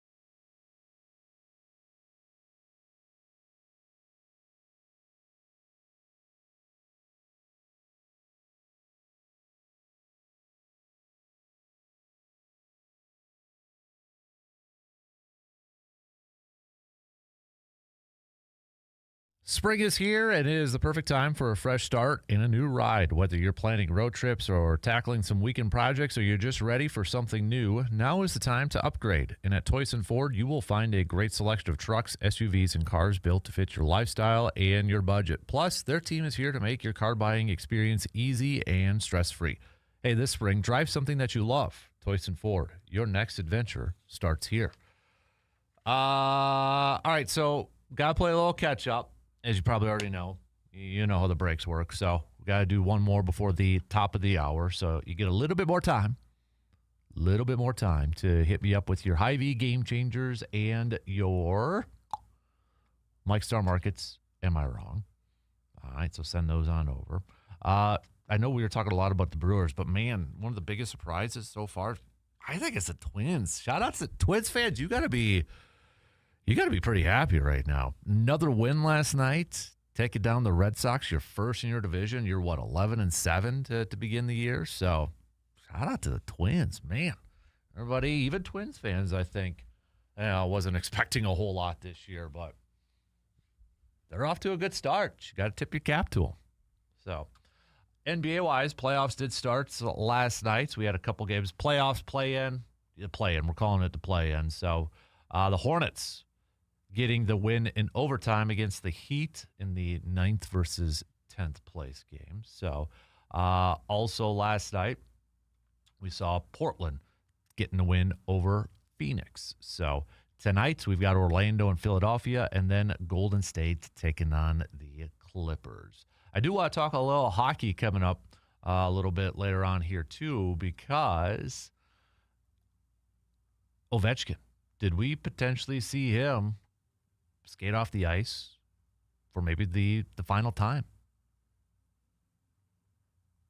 And for all you hockey fans out there, where do you kind of rate Ovechkin in terms of, okay, GOAT status, all-time greats? Is he a top 5? Is he a top 10? Where do you rate Ovechkin? I'll tell you, he's one of my favorite players just because of when they won the Stanley Cup a few years ago, how he celebrated, I can't play the clip, but how he celebrated at the parade and that, I mean, the pure joy, and that's what it's all about, isn't it? So he's one of my favorite players, just from a personality standpoint, I guess. But I want to ask you because, again, I'm not the world's biggest hockey fan. So I'd be curious to know from hockey fans who follow the game in a little bit more detail, where do you see Ovechkin in terms of the all-time list? So give me your thoughts, okay? I'd love to hear. I'd love to know. All right, let's take that quick break here as we start to wrap up the second hour. We'll be right back after these quick words.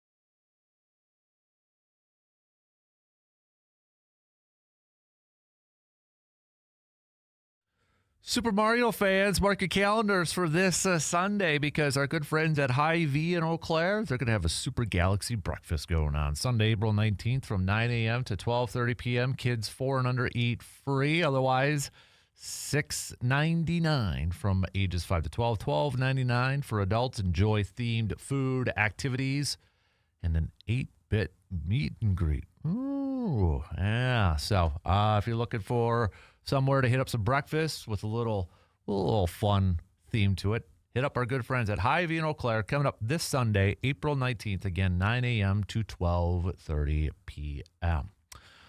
Coming up at 9:35, we're going to be chatting with the founders of eBay because the release of the book yesterday, the book of Eastbay. We all had the catalog when we were kids, right? Or at least my age. Maybe a lot of younger ones of listeners probably didn't, but this was something, if you were my age, you looked forward to getting in the mail and such. So the owners, or I should say the founders, Art and Rick, are going to be joining the program. And if you're watching on the stream, you're going to see them, all right? Because they're going to zoom in. So you're going to be able to see them on the video stream if you want to tune in at that time to watch them. Otherwise, you'll be able to hear it on the radio dials too. So, but yeah, they're going to be joining us and going to chat a little bit about how they founded Eastbay. And yeah, so it's part of our Inside the Hobby, since Wednesday's our Inside the Hobby segment.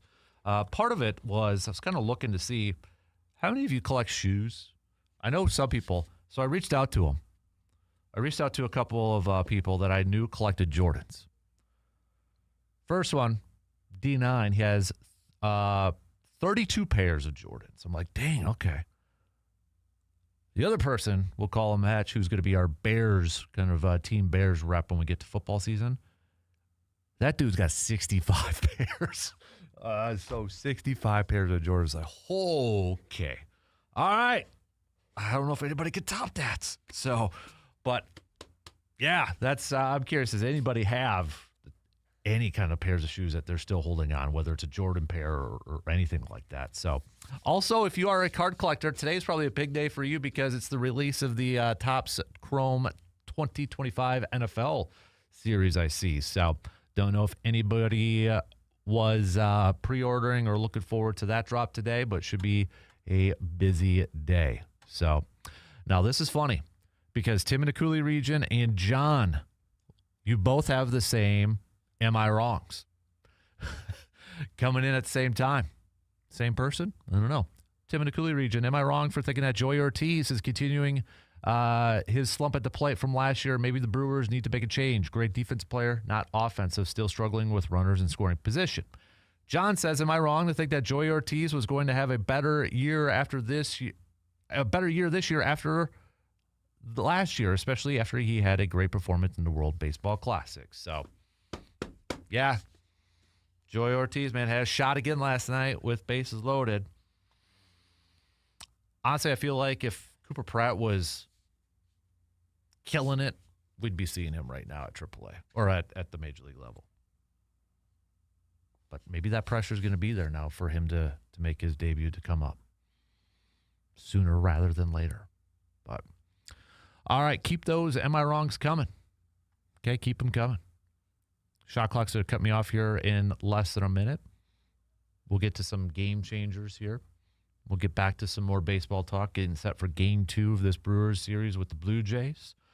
Answer the question, too, that we talked about in the first hour. If you're just joining in, taboo or not taboo? That is the question. Do you agree with Pat Murphy in his comments about don't boo? Very similar to the Barry Alvarez during football season. Or are you of like, thou shall boo if you play bad? Or maybe you're like, I only boo opponents. Where do you stand on the whole thing? All right. Let me know. I want to hear from you. Okay, we'll take a quick break. We're at halftime.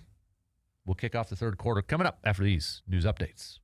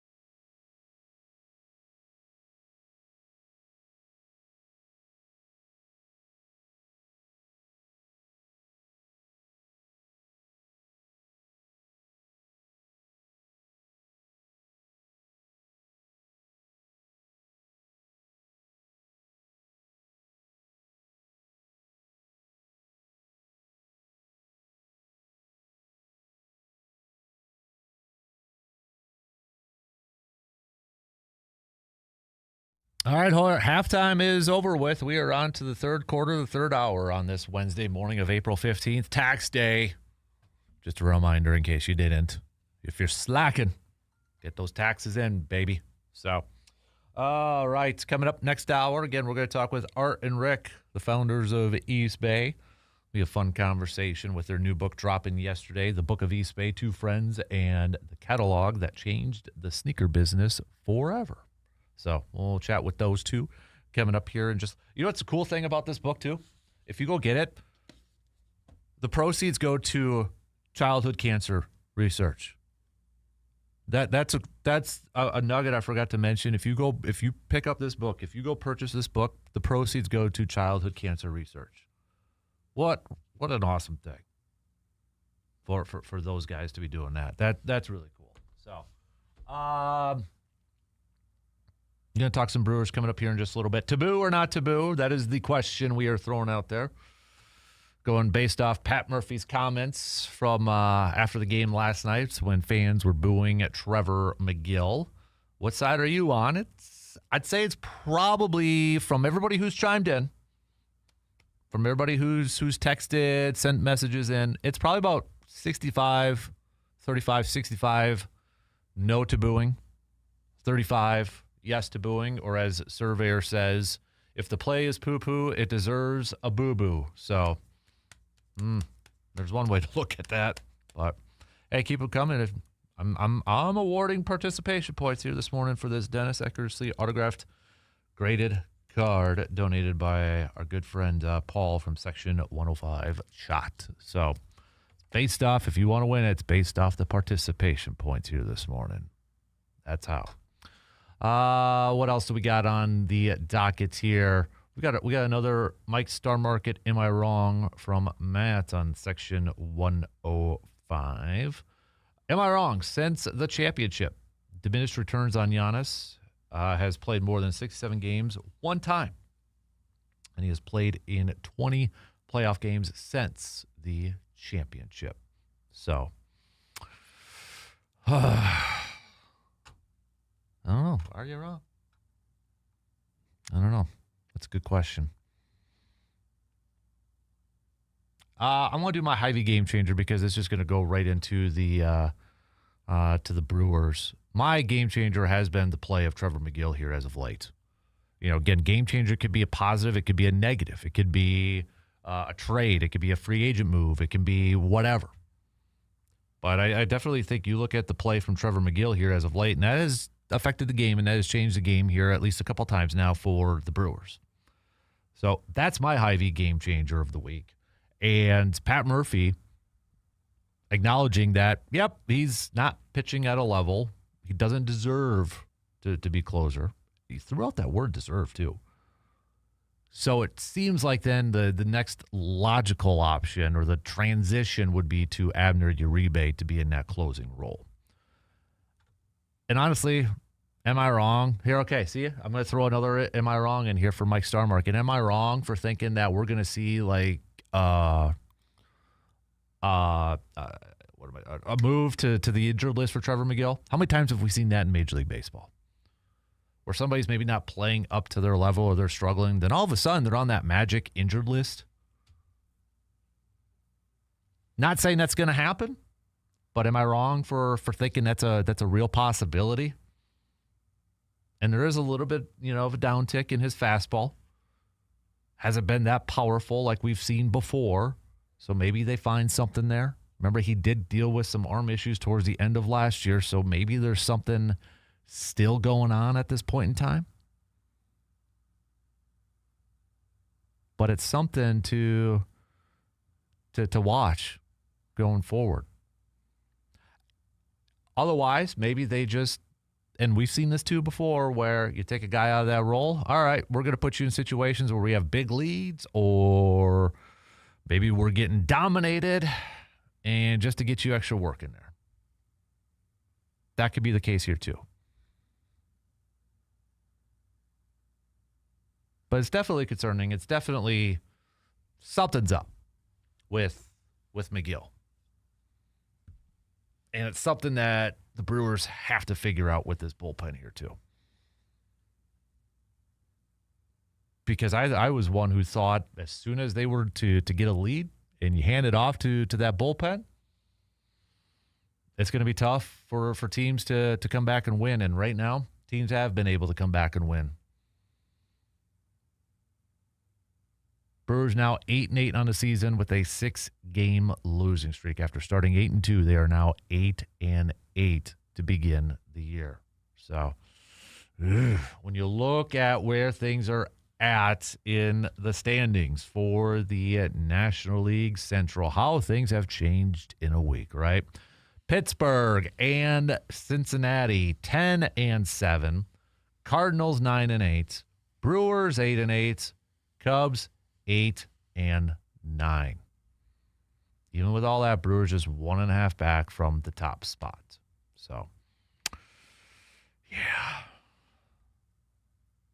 Health, injuries, poor play. It's just one of those stretches, hopefully, that the Brewers can navigate through, get some guys back like a Jackson Cheerio, get back to some more consistent, better play from their bullpen, and hopefully they'll be back to their winning ways here. It's got to end this losing streak, right? So it doesn't fester and start to really creep in maybe to the minds of these players. Just gotta get through that. Taboo or not taboo, though?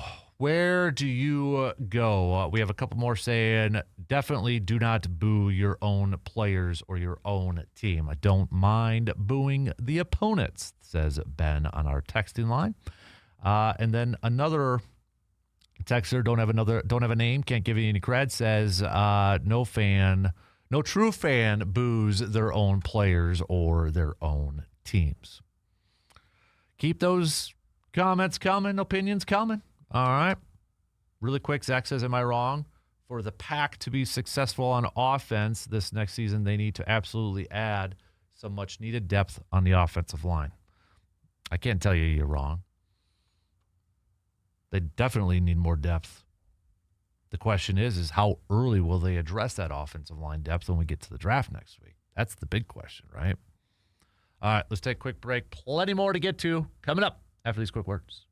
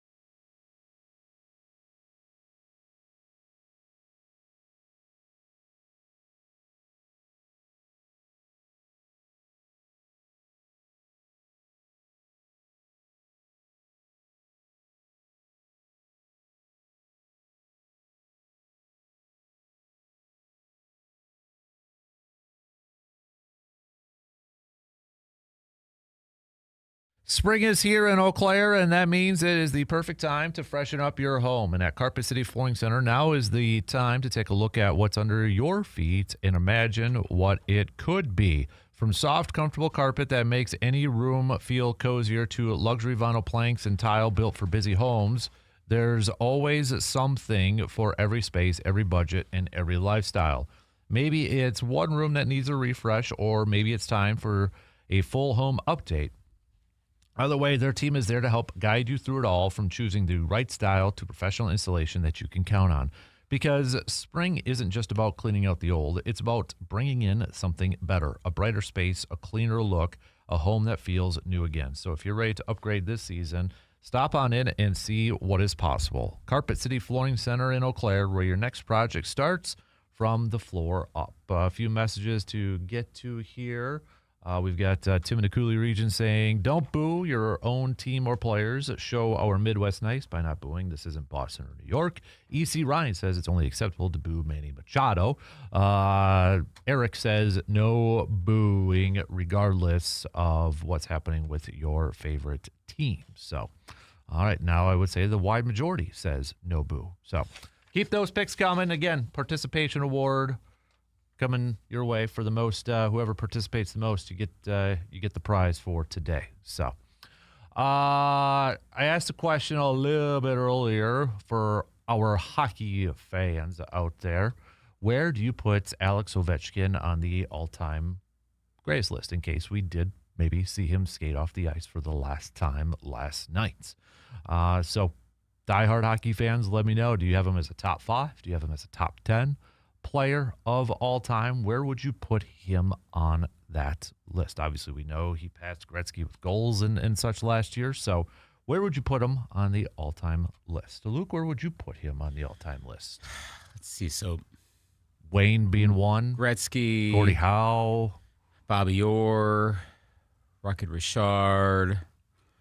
Do you put Mario Lemieux ahead of him? Yeah, I probably would. Where do goalies come into this play? Yeah. Yeah, like do you do like Patrick Roy? So this was from, just as a reference, The Athletic in December. They've got Wayne Gretzky, Mario Lemieux, Bobby Orr, Sidney Crosby, Jaromir Jagr, Alex Ovechkin in the modern era. Mm-hmm. So this is the modern era. So. Yeah.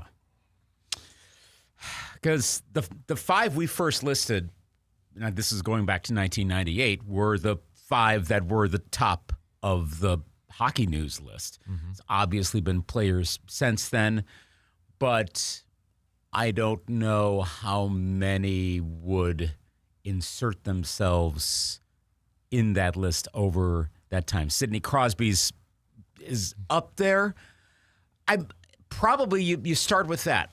Understanding that Connor McDavid's probably going to enter this conversation when his career is done.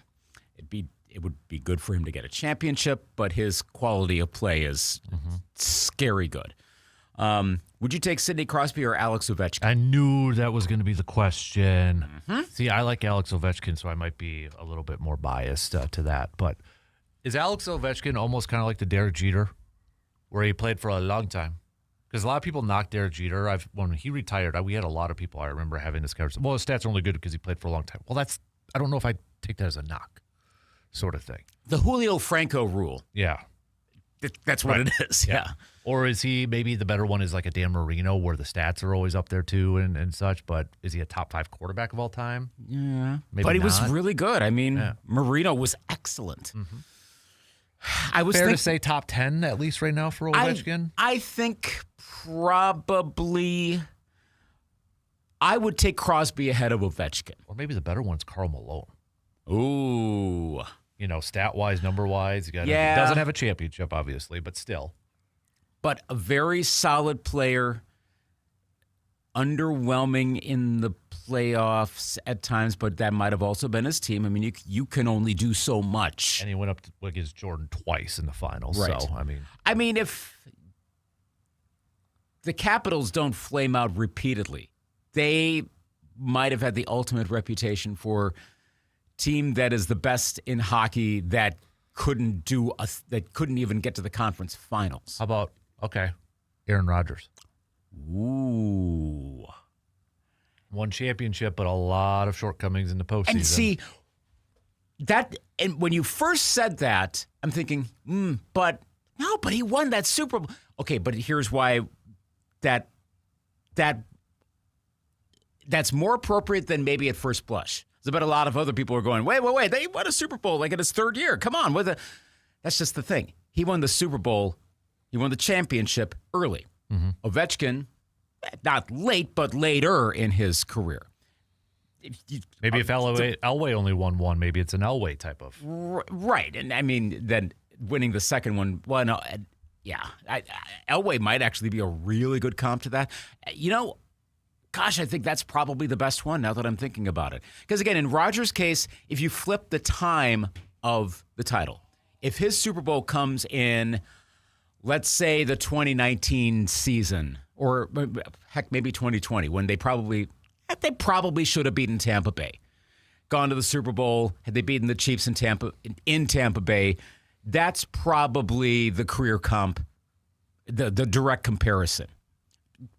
But then wipe out Pittsburgh, and so maybe they don't even make the playoffs that year, where they had to beat the Bears to even get in.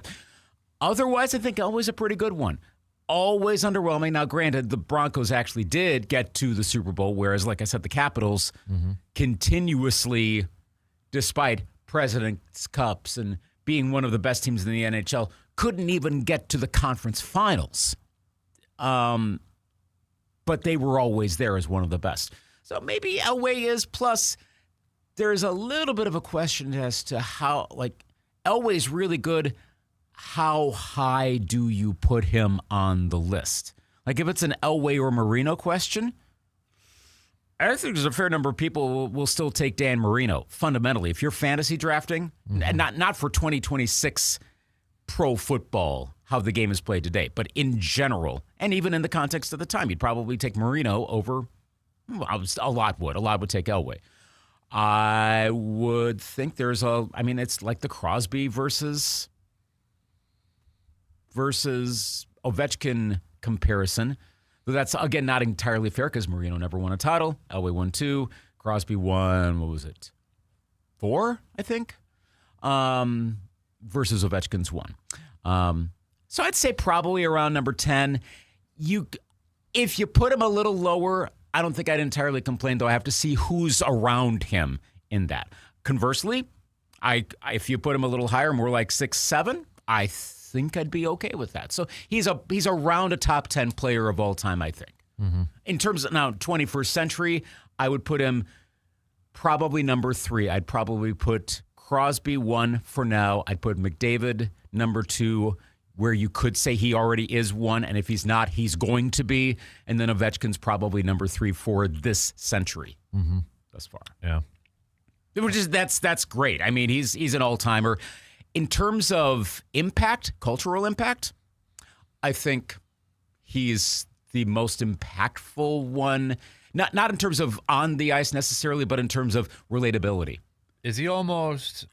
I'm going to, not a comparison in terms of accolades and such, but is he almost kind of the Kobe effect where he got stuck between two, where Kobe was like Jordan, LeBron, whereas Ovechkin, a little bit later, obviously, with Gretzky, but then you have the young guys of Sidney Crosby, Connor McDavid and such. You know what I'm trying to get at? Yes, Crosby was...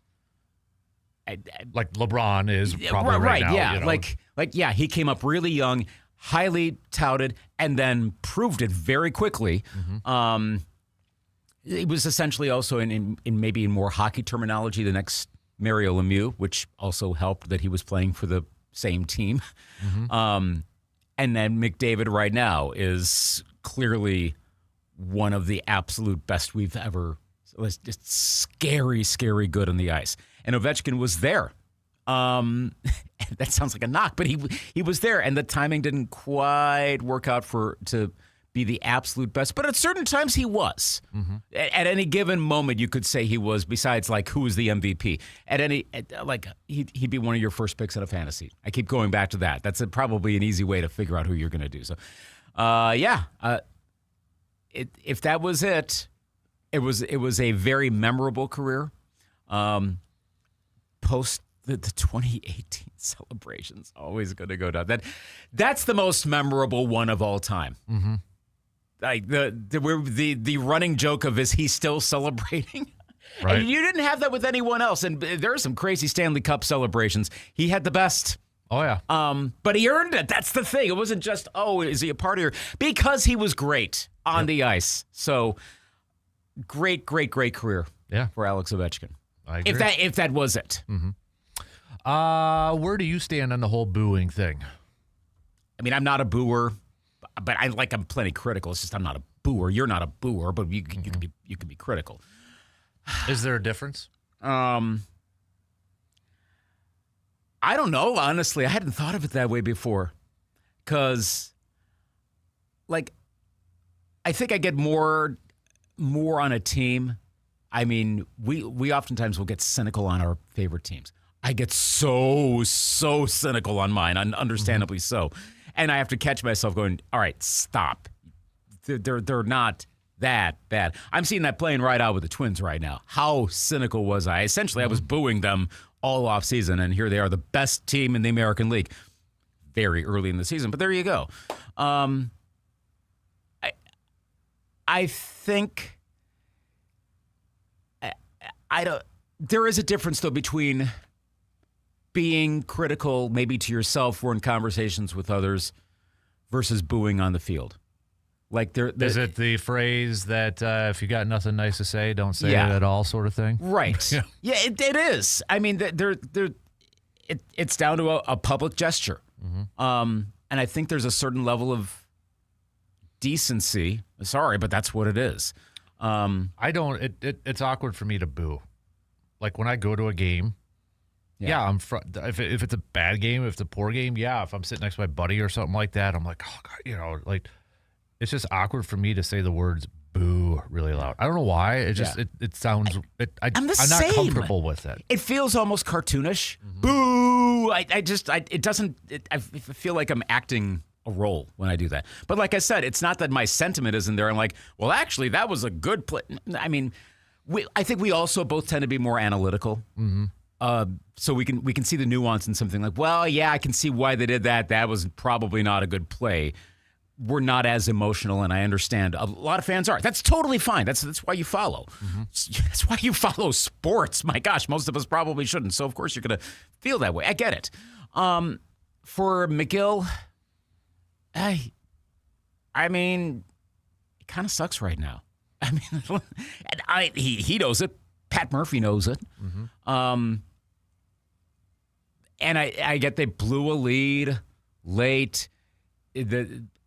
I think the context of the sweep to the Nationals, this is a very acute sort of thing. This is the sort of thing, if everything goes kind of well, we're not going to be talking about this in 2 months, potentially. Mm-hmm. But you lose 3 at home to one of the worst teams in baseball. It's got some talent, but you're not supposed to get swept at home by the Nationals. Mm-hmm. You have a big lead on the defending American League champions, and then the guy who's had the rough spot contributes to blowing that game. It all kind of teed up for that. Mm-hmm. So I understand the context of it. The reaction of the guys on the team, though, make me think, well, for one, it makes me feel better about the Brewers that there's a standing up for him. Murphy came right out and said that. I think Murphy's handling it because in one breath, and this is typical, I think, Pat Murphy from what we've seen the last couple of years, in one breath he said he's not playing or he's not deserving. He used the word deserving of being the closer. Mm-hmm. I mean, he flat out said no. He was honest last night. Yeah, he was on, but also at the same time, he'll tear you down but build you back up and have your back too. Yeah. That's where I think is where a lot of players appreciate about it too. He's honest, but he still will have your back. I was thinking about this, not to go on a tangent too much, but I was thinking about this last night where I mentioned the Twins. The vibe of that team seems different so far. Someone pointed out that they wonder if it's clubhouse leadership, but I'm going to turn this back to Derek Shelton in a moment. That maybe with Carlos Correa gone and essentially the clubhouse leader now is Byron Buxton, this team feels looser. I don't know that that's entirely the reason why they're playing so well, but that's probably part of it. And I was thinking, okay, that might be. Could also be Derek Shelton. Apparently people quite like him a fair amount, but he's also, his leadership style is not going to be as analytics oriented. Yeah, the Pirates are playing better too, though. So what do you know? Okay, so maybe, again, it could be certain circumstances too. Maybe it's the certain soup of players you have in that clubhouse. Pat Murphy, would you say the Brewers are playing more loose, more fun under Murphy than Craig Counsell? You'd have a better assessment than I would. Would you say that's the case since Murphy took over compared to Counsell? Mm-hmm. Okay. Yeah. I guess the one, I know they've got different personalities. Murphy's got a very distinct one. But both are on the opposite end of the analytics. I don't want to make too much of a thing out of, hey, so no analytics. That does work, but it depends on the people involved. I wonder if in both cases that's where the manager is more of a people manager as opposed to a game manager. See what I mean? Mm-hmm. I think that's different in baseball compared to football and basketball, whereas you have to manage people and their personalities. It's not necessarily X's and O's. Right. And if you get two X's and O's, I think that happened a bit with Rocco Baldelli, who ironically was considered a pretty good players manager, but I think he went by the book a little too much, and that didn't work. I wonder if for certain players, they go, hey, this guy, I may not agree with all of his decisions, but he's not doing it because a formula says to do it. So that contributes to a better atmosphere in the clubhouse. We've seen that over the course of now 2+ years, Pat Murphy as manager. So that's going to come out where he can then say, so this is all leading back to the reaction last night, post-game. Yeah, I think, the booing's going to happen still. If there's another player, it's going to happen. It sucks, but it's going to happen. I guess I'm heartened that we have enough people that responded that said that they don't. But you also get a bunch of alcohol and a bunch of fans in Milwaukee. It's going to. Mm-hmm. Yeah, I think for me personally, I don't boo. Do I have a problem with it? I guess I never really thought of it that way. And I think it's different when you boo the opponents, like when you go to Lambeau and Bill Jarts goes on the public address announcer saying, chosen to be introduced as a team, the Chicago Bears, and then you get drained down. Do we have a problem with that? I don't have a problem with that. I think that's what you're supposed to do. Well, I'm probably more favorable towards it as a broad effect if a team is performing poorly. When a team gets booed off the ice, they get booed off the court. Or halftime walking off the field. Yes, if the team collectively is underwhelming. And fans can usually figure that out. The smarter fan bases really can figure that out. Mm-hmm. It's the individual. That's where it feels more like a pile-on. Mm-hmm. So everything is directed at that one person down there, and what are they thinking? And before we go, yeah, but he's a pro athlete. He's paid millions of dollars. Yes, true. He's also a human being, too. Bingo. Okay. Yeah. And I think that's what Pat Murphy mentioned last night, too. Yeah. They're not robots. Right. If you were in that scenario, you would be paid a lot more money. Sound like Trevor McGill went, I'm going to become a millionaire, so maybe I'll be a baseball pitcher. No, he wanted to be a baseball pitcher, and it happens to pay millions of dollars. And I don't know if this has crossed anybody's mind, too, but I guess I don't buy the reasoning, too, that I paid a ticket, all this money, and if they play bad, I'm going to... But you know that risk going into it, don't you? They're not going to win 162 games. Right. They will lose. And you might end up being in one of those probably out of any given home season. Mm-hmm. A good team is probably going to lose 25 to 35 of those 81 home games. Those are pretty good odds. It's not a definite. It's probably going to happen. Yeah. While you're playing also the defending American League champions who are about as good this year. You know this going in. So there's a lot of perspectives on it. Yeah. All right, we got to take a quick break, but we'll be right back after these few words.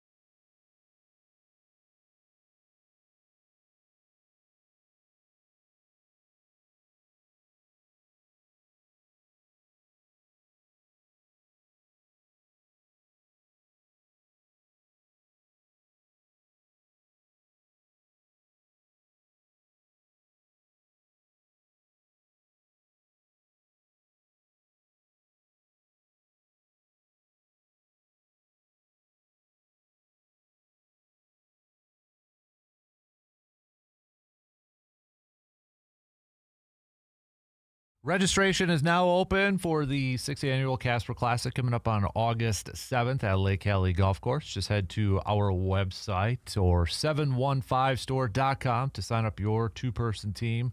Tee times available at 7:30 a.m., 10 a.m., and 1 p.m., but right now they are going pretty darn quick. So if you want to ensure that you got your two-person team in, you want to make sure you sign up right now. Shout out to the likes of Hy-Vee, Window World, VFW Post 305, Myron, for partnering with us again this year. So big thanks to those fine people. Big thanks to everybody who's already signed up for the 6th Annual Casper Classic to help benefit Backyard Dreams. So we got, what do we have here?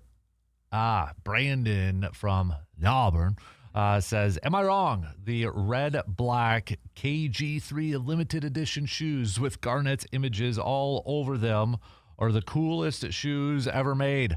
I know they might be worth a little bit of money nowadays, but I still wear these 20-plus-year-old shoes to practices. I do collect shoes, but I like wearing them as well. And he sent over a picture of those. Those are sweet. So, yeah, because coming up at 9:35, interviewing the founders of Eastbay after they dropped their new book, The Book of Eastbay. Ooh, wow. So, going to be talking to both the founders coming up at 9:35. Cool. Somebody like me, growing up in a little town of Medford, which Wausau wasn't that far, but we always look forward to that catalog coming in the mail and circling a lot of the items that we wanted out of that thing. So this is like one of these lifelong things, and now you get to talk to the guys. yeah, it's just because I think a lot of us already know the story. They sold them out of the car and how it turned into what it turned into. Yeah. So, but yeah, it should be a fun one. That's and neat. Really cool thing too. All the proceeds of their book going to childhood cancer research. Very cool. Go get your book and help support that cause. So I did have a couple people I reached out because I knew they collected shoes in that, Jordan specifically. One of them said 32 pairs of Jordans. Wow. Oh, wait. The other one I reached out to, 65. 65. It's got to be the shoes. Gotta be the shoes. So, and I've been to his man cave, and I did not think it was that high, but he does have like the light up cases where some of those Jordan shoes too. So, yeah. Did he say what his most valuable pair? I asked what his favorite was, but he didn't get back. But I did ask the other fella.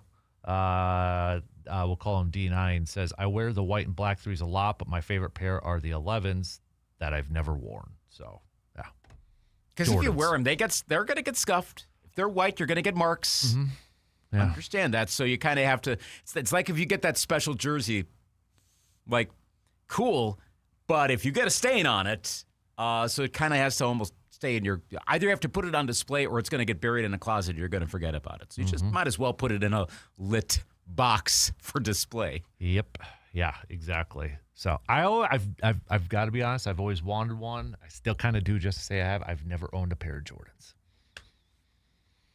That surprises me. Mm-hmm. I would have thought you. I know I'm not the biggest shoe person, so that's a little bit off my radar. But if someone had blankly said, "Does Kasper have Jordans?" Like, gosh, he had to have at some point, right? Why not? Price, that sort of thing. Fair, but I know. it's I don't know. I still kind of once in a while I'll go through the clearance sections and try to see if there's a Jordan on sale for size 13, and maybe nope, not yet, never. So, maybe one of these days. So how many, I guess, athlete branded or maybe more particularly basketball player branded pairs of shoes, I should say, do you own? Currently, or just that I Lifetime. really don't. Oh gosh, I don't even. Ballpark figure. It's double digit, probably. Okay. I mean, mostly basketball. That's kind of where it was. That's going back over 2+ decades, almost 3 Shaq's decades. for sure. Because Shaq was my guy. I never got a pair of pennies, even though I wanted a pair of pennies. Okay, that would be the other one I would think. Yeah, but Shaq with the Reebok right away. I mean, that was kind of that sort of thing too. Mm-hmm. So, I did get a pair of Giannis's when I started coaching basketball. So those I just only wear to basketball practice. So that's probably the only athlete pair I have right now. Okay, is my pair of Giannis's because I had to match my kid. So I'm like, plus I need basketball shoes for the court because you can't wear regular shoes on a basketball court when you're in-state coaching, superstar, so you're representing properly. For now, in-state superstar, so we'll see how We'll that goes. So, but okay, right. But no, that should be fun. I'm looking forward to. Can't count how many times I ordered spikes or basketball shoes on there. I still wish the one pair I still wish I had, and I thought I did, but then I realized I think I finally gave them up last year. My black and gold chrome Dada Supremes, a.k.a. Chris Webber's. I bought them because I wanted to be cocky looking in basketball, and they were cocky looking. This is very early to mid-aughts. It was. A buddy of mine also had a pair of Dada Supremes, but he had the chrome wheels that actually spun on the shoes. I think he still has those. I'm not sure. He had the Carolina blue and black, and I went with the gold chrome and the black chrome. God, I wish I still had those. You think, God? I wish I still had those. I think I finally gave up on them. I did have a pair of D Wade's too when he has Converse. Those were pretty slippery. I wasn't a huge fan of them, but yeah. Someone has shoes with like stickers of other ones on them, so it looks like they're three wheels. Yeah. Yep. And I remember we made, I think my buddy, Frank, we were in high school. We had a sports marketing class. He made his marketing project on the Dada Supreme. So, wow. Yeah. I think. I mean, there's a little extra. It's like when the gel shoes first came out, you're like, how do those work? Or go back to the pumps. The pump it up. Pump it up. Now pump it. I remember going through my Slam magazines as a kid and wanting these, or the price guides as a kid and wanting these Spud Webb make you dunk shoes, those big old alien pancake platform things that are supposed to make you jump higher. Yes. God, I wanted a pair of those so bad. So bad I wanted to dunk.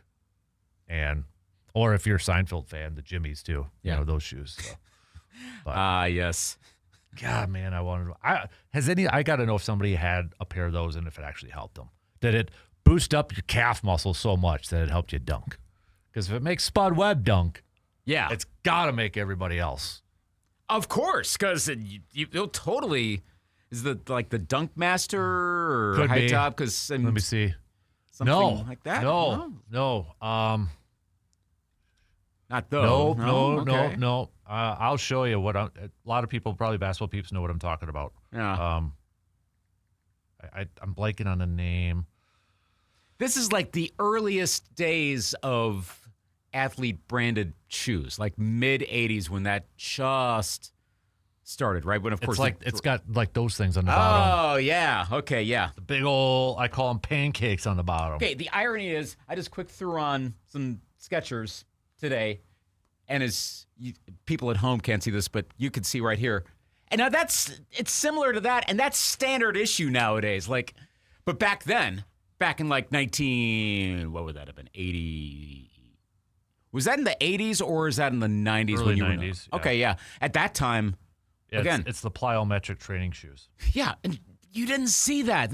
We forget that nowadays, but that's why I said gels. These are pumps. eBay if you want a used one for $60. Oh my gosh! So of course you're gonna dunk on those. Mm-hmm. Of course. God, I wanted a pair of those so bad. So how much do those cost on eBay? Used in an 8.5, $60, and yeah, I can't fit in those. No. I'm a 13. I've got skis, so that's even. I'm not the biggest, but I'm even bigger than that. That wouldn't fit me, man. But yeah, I remember seeing those in it was the catalog, so you got to fill out the form and mail it in. And yep. Oh my gosh, that's great. All right, we got to take our final break, and then third quarter is in the books. We'll be right back in just a couple.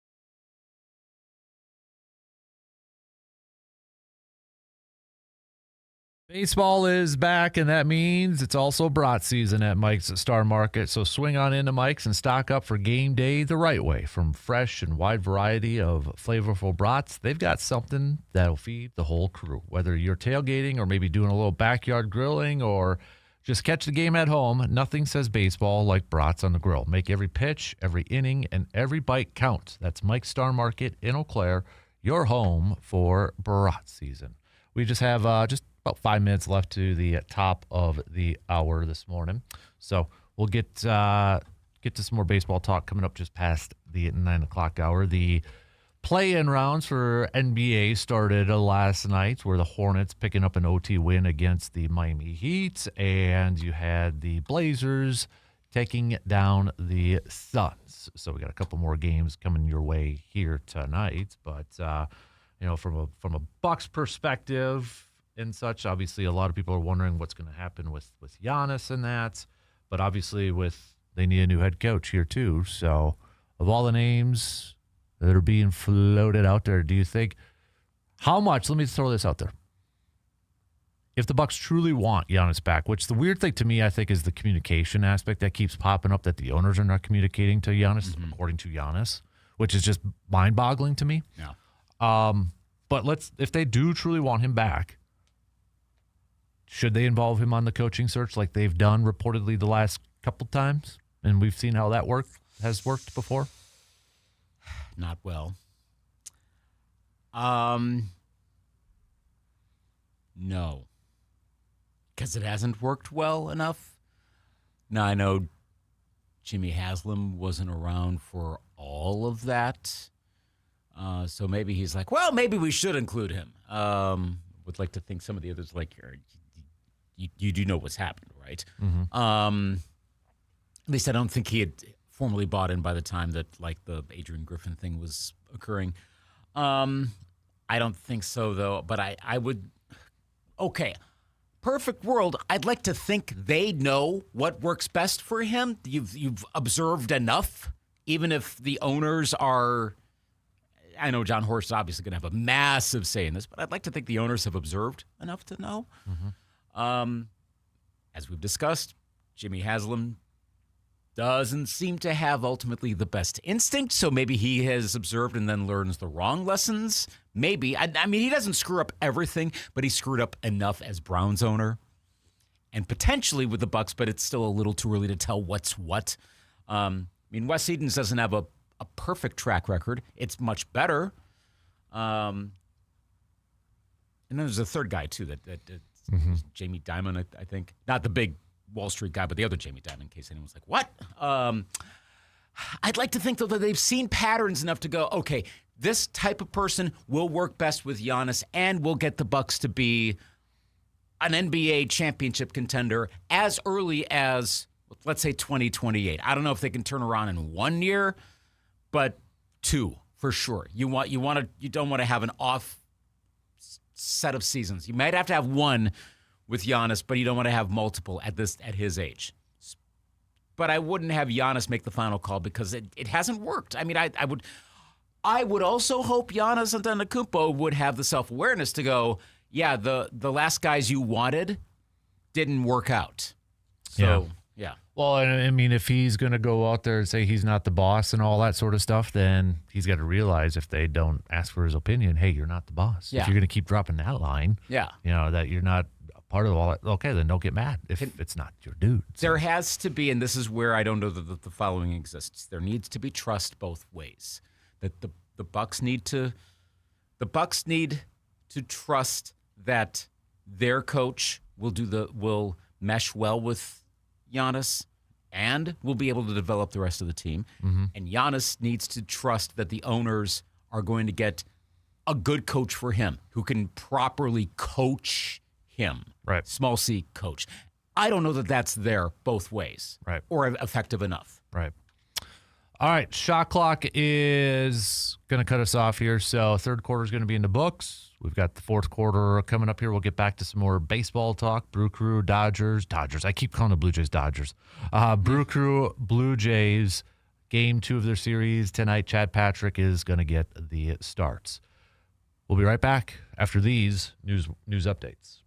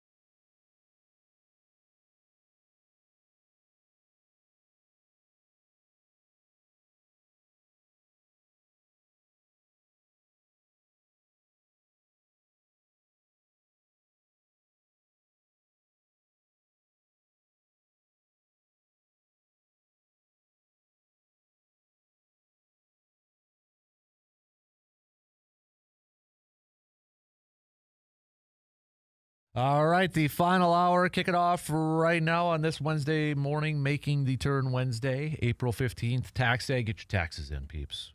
It is also Jackie Robinson Day today. That's true. When he played his first game with the Dodgers and such. So, also for all you card collectors, the release of the Topps Chrome 2025 football. So I know a lot of you probably getting excited about that. So, lots of stuff going on. Wow. Today. Get the new commies uniforms today. Commanders have their. Oh, is that released today? That's today. Okay. There's some wondering if, I thought they were just going to re-up the Gibbs era Super Bowl, whatever you want to call the 80s to teens uniforms, but now there's some thought that maybe it's going to be a little different. It's not going to be anything flashy. But we'll know today. And then we get these new Ravens ones tomorrow. Oh, it just released. Oh, they did? Okay. I saw Jonathan Jones just tweeted them out. Okay. What are they? I'll be honest with you. I don't really know. I mean, there's a black one, but I knew there was going to be an alternate. Oh, the helmet's even different on the black one. The logo. Yeah, I knew. Oh. Okay, here we go. I see what you're doing. Experience the burgundy and gold. Stop with the pop-ups. Okay, so yeah, they did do what we thought they were going to do. They brought back. Mm-hmm. So they are going to look exactly like not exactly one obvious thing. Right. So in case anyone's wondering, the logo from the 80s, 90s, that's not there, of course. Uniforms are identical, essentially, modernized to 2026, of course. So that black one, I didn't like the black one that they had. Well, I wasn't a fan of the first Commander set. It's better. It has a little bit of a Maryland vibe to it, which I guess makes sense. I mean, they crab cakes in football. That's what Maryland does. Yeah, pretty much. It's a movie quote, in case you didn't know. Yeah. Mm-hmm. Do you know a movie? I don't, but it sounds familiar. Wedding Crashers. Yeah. There we go. The alternate's better. I still think it's superfluous. They don't need it. I'm intrigued. They have the yellow pants with the stripes from the 80s to the teens. That's interesting. Okay. So I like it. So then the Ravens tomorrow, which supposedly is going to involve something iridescent. What the heck is that? Think of what the Seahawks did with their rivalries helmet.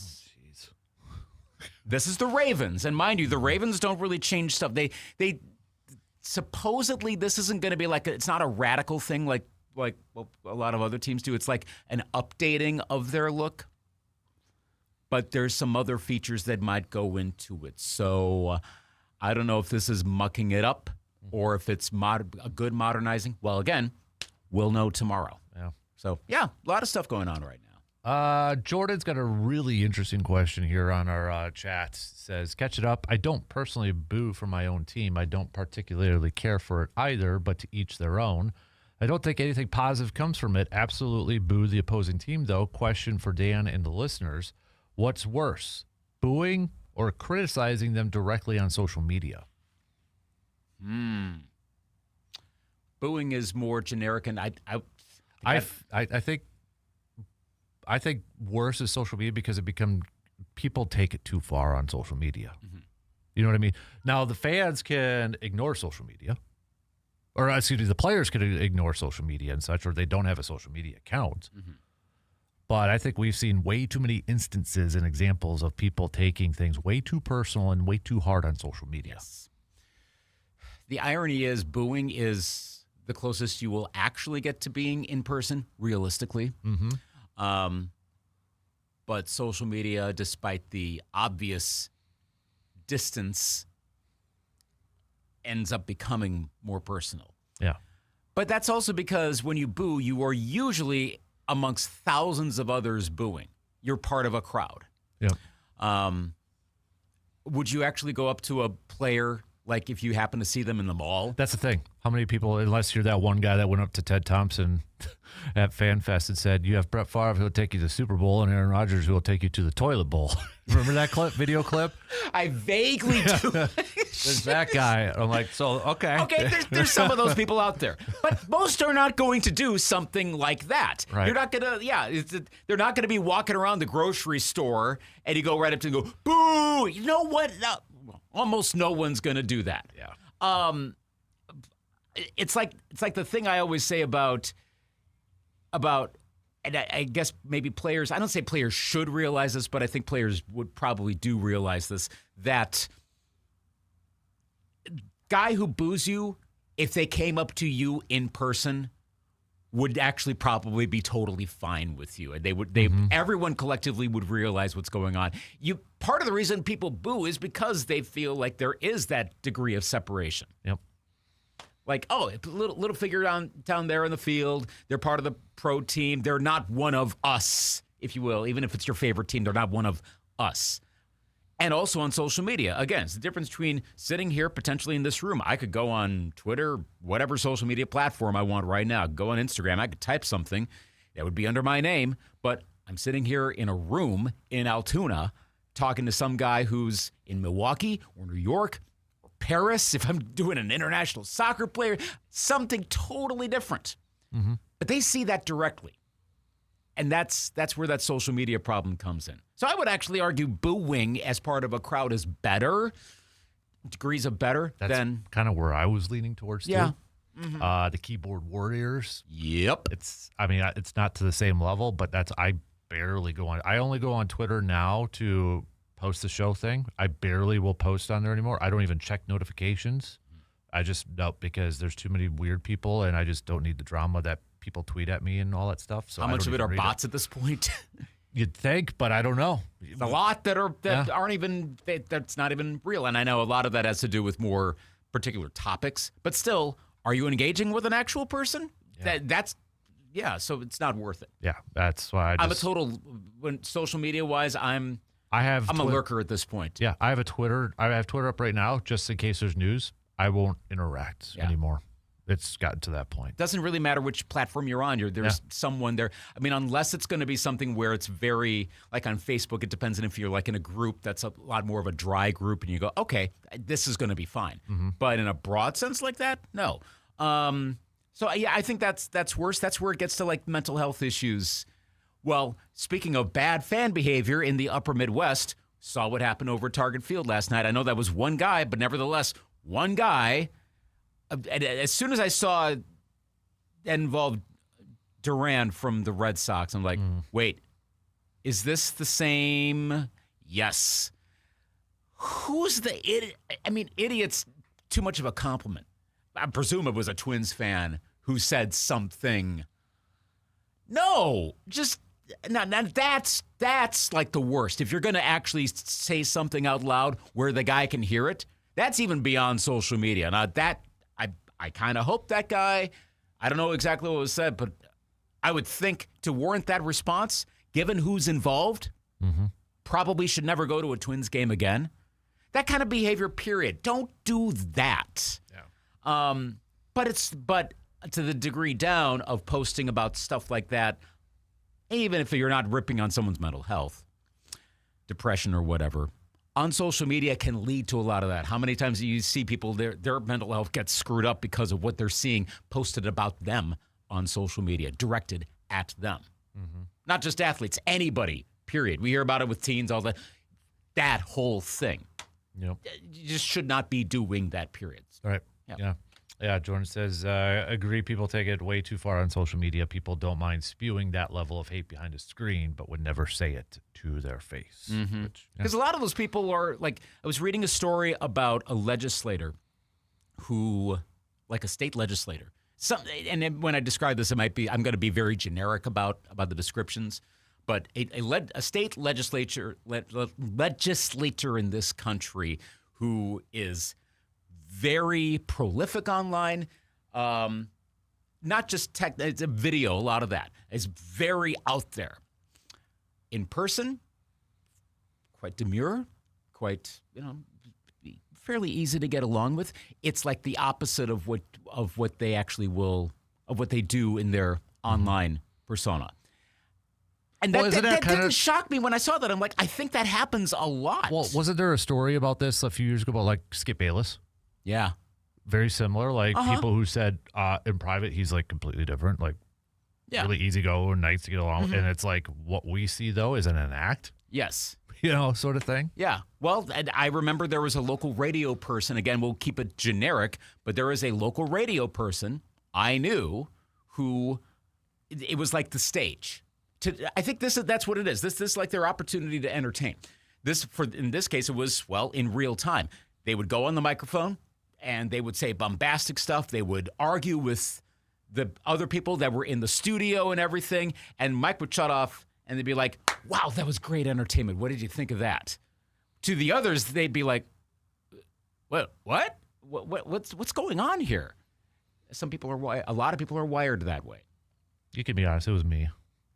Yeah. Thank you for confirming. Yes, it was in fact Dan Kasper was the one. Yeah, led all of us to question our life choices of working with you.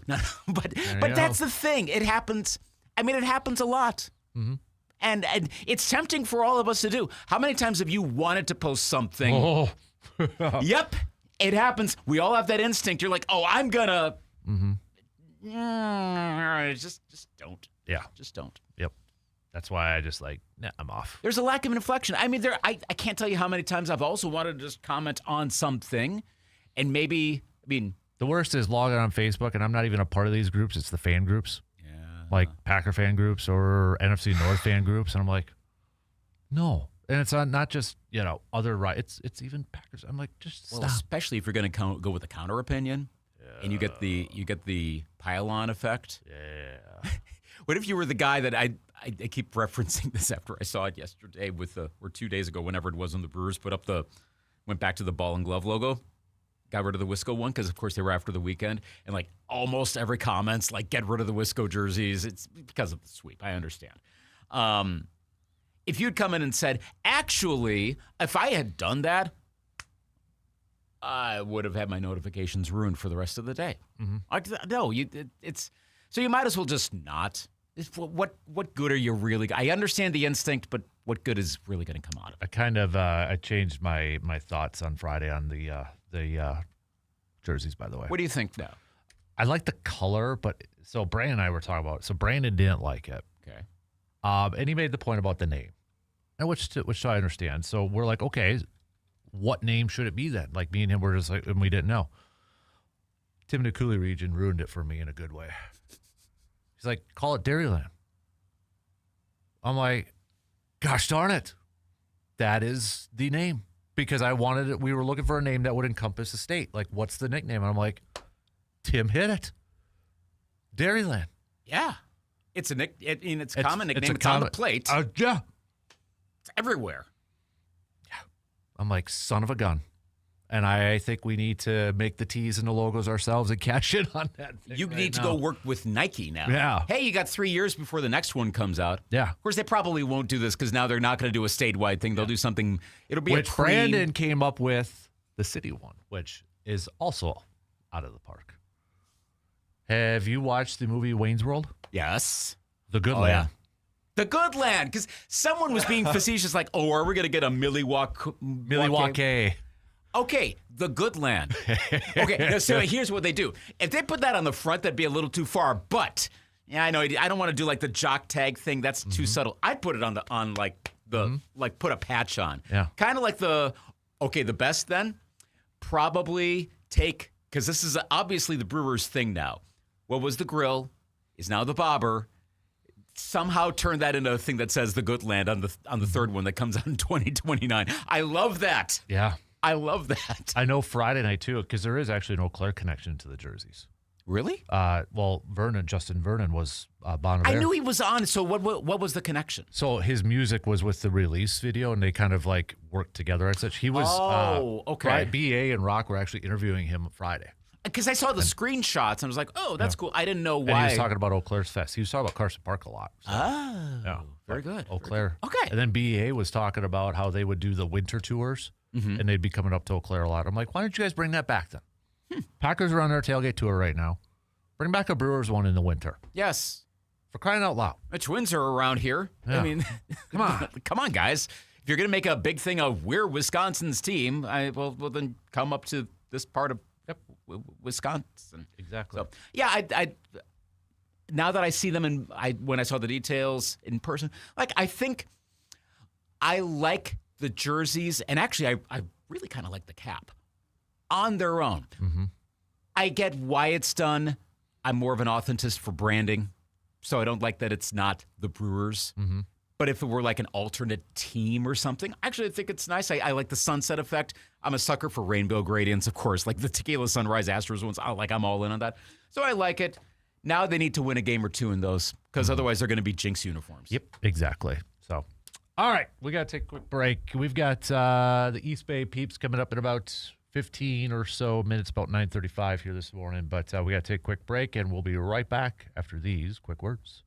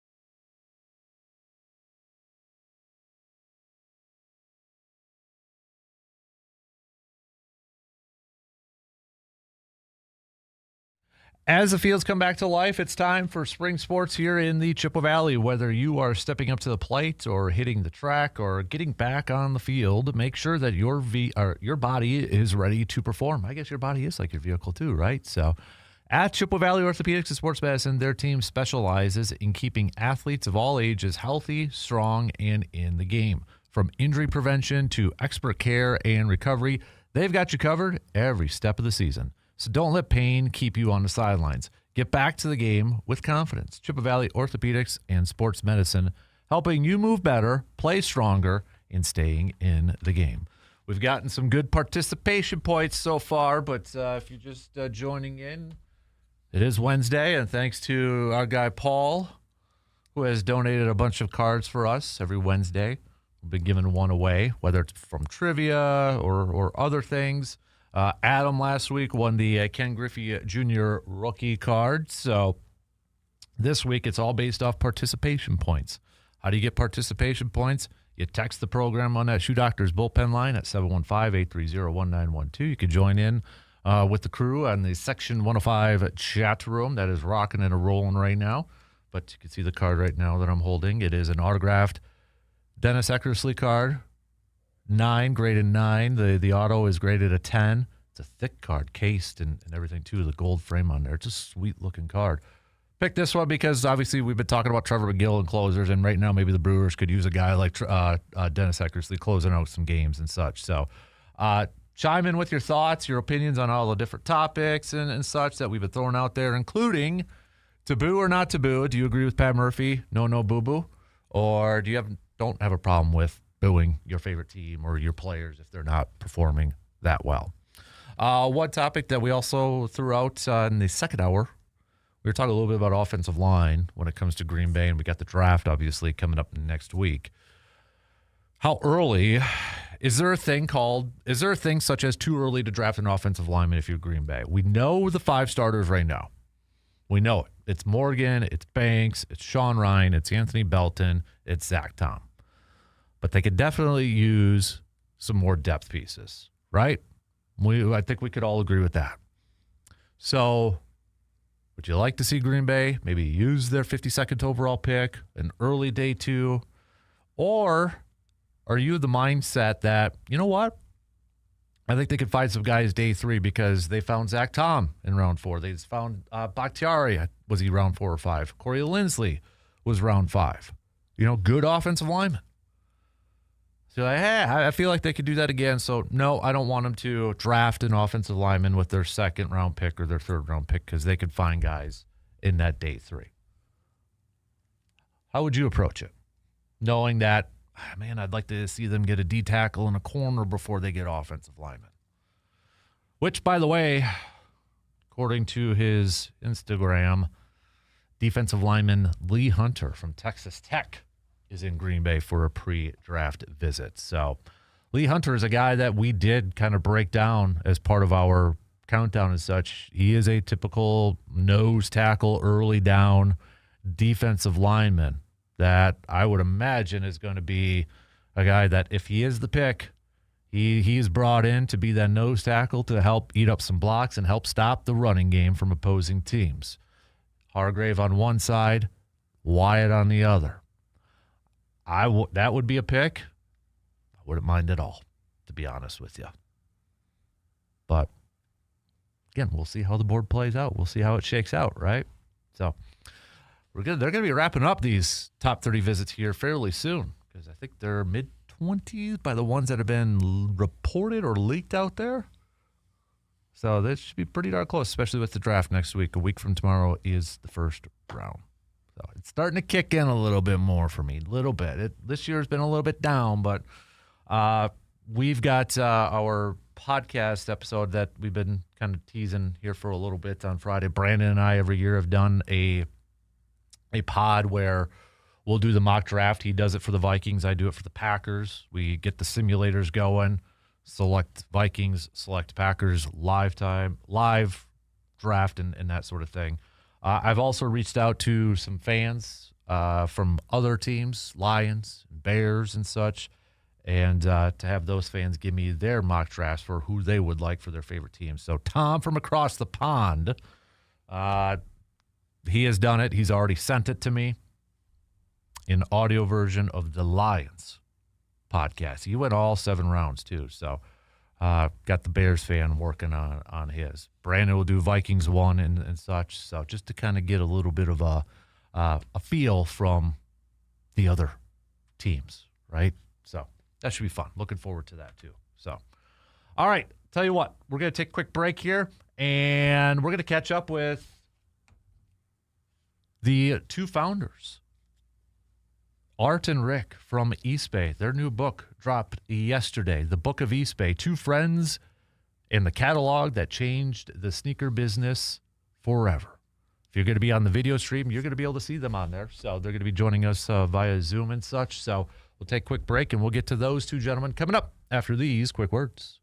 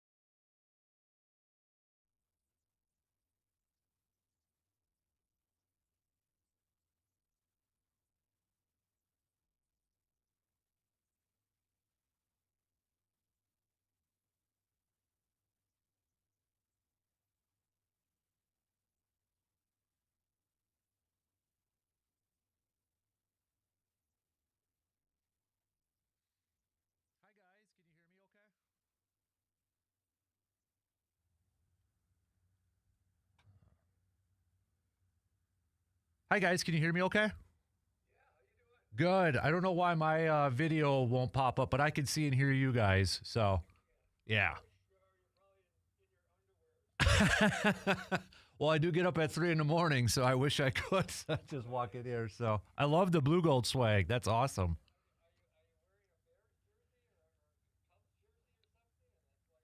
Gosh, no, I would. No way, man. I named my kid after a former Packer player, so. Hudson, that's right. That's right. How did you know that? Oh, boy. Did you do some research? I like that. That's awesome. Well,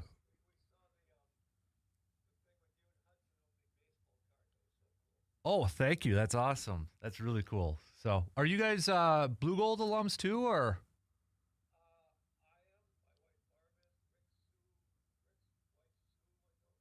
Okay.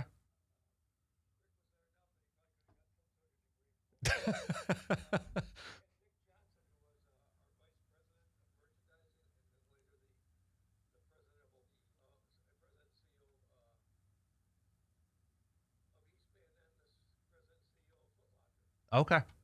Nice. That's awesome. Well, hey, we'll be up here in. I love it. So, all right. Well, our listeners can see you guys too coming up here in a minute. So we'll be up here in, it looks like about a minute and a half if you're ready to go. Awesome. Thanks, guys. You bet.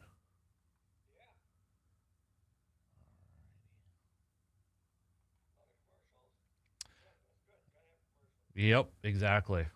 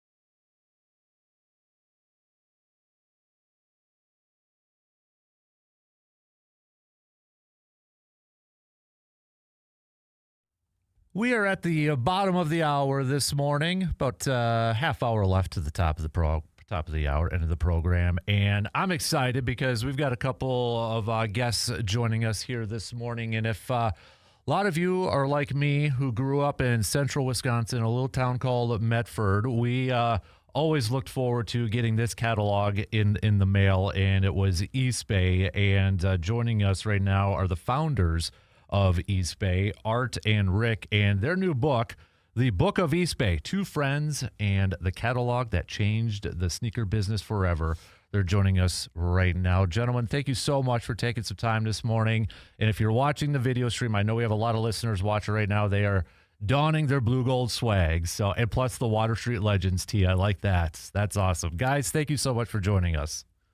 Oh, thanks for having us, Dan. Yeah, Dan, we really appreciate it. So kind of you. Hey, I mean, you open up the book and you got Joe Thomas that writes the beginning, and I think his first line is, "I still remember the joy that washed over me every time the Eastbay catalog landed in our mailbox." I mean, that's what I always think about. We took it to school, looked at it at study hall with all of our friends and such.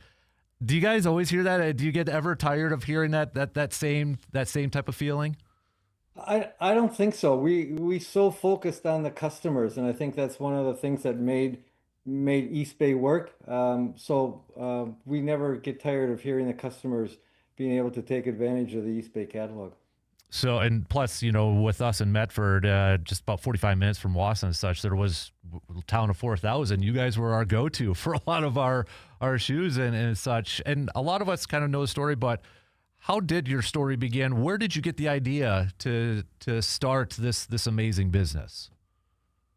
Got lucky and got to go down to a national track meet and got down to Arkadelphia, Arkansas, and saw that there were so many shoes that we didn't have up in central Wisconsin. So that really planted the seed. So was track and field kind of your main sport, or what were you guys kind of growing up? What was your go-to sports? Well, Rick was really great in track and field. In fact, when we used to go fit schools like in Menominee, when we fit stout, he still had a couple records there in the field house. Nice. I was more of a baseball player. All right. So you guys have known each other for a long time. I mean, since birth, it sounds like, right? So I mean, you guys have had this friendship for your entire life. It's been special. It really has. Yeah, Rick's been lucky. Yes, for sure. I love it. So I know I'm going right to heaven at the end. So I know I was talking to you guys a little bit off the air, but for anybody watching, the Blue Gold swag, you do have a little connection for UW Eau Claire, right? Well, I graduated from Eau Claire. My wife, Barb Molinaro at the time, graduated from there. Rick's wife, Sue, went to Eau Claire. Rick was in Eau Claire long enough to probably get some sort of degree, honorary degree. And Dick Johnson, who was our vice president of merchandising, and later became the president of Eastbay, and then ended up out of Little Mondovi, Wisconsin, or Wausau, Wisconsin, became the CEO and president of Foot Locker. That's amazing. So, I mean, you look at this book, and I know probably the easy question that you guys probably get a lot is, did you ever expect Eastbay to turn into to what it did when you guys first started this working out of your vehicle? I can't believe it took so long. No, never. Yeah, we had so much fun working every day with the people together we had, and so many good people. We were just nose to the grindstone working and trying to make get shoes to the young athletes as fast as we could that they couldn't find. But no, yeah, that was good. We've been kind of asking this morning about, for a lot of our listeners, kind of reminiscing about shoes that they had and collected. We had a listener, he owns 65 pairs of Jordans. 65 pairs of Jordans. I mean, and others have talked about that. And that, did you guys always did you collect shoes too? Did you have a favorite brand or a cool story with an athlete that had their own brand of shoes that you'd like to share?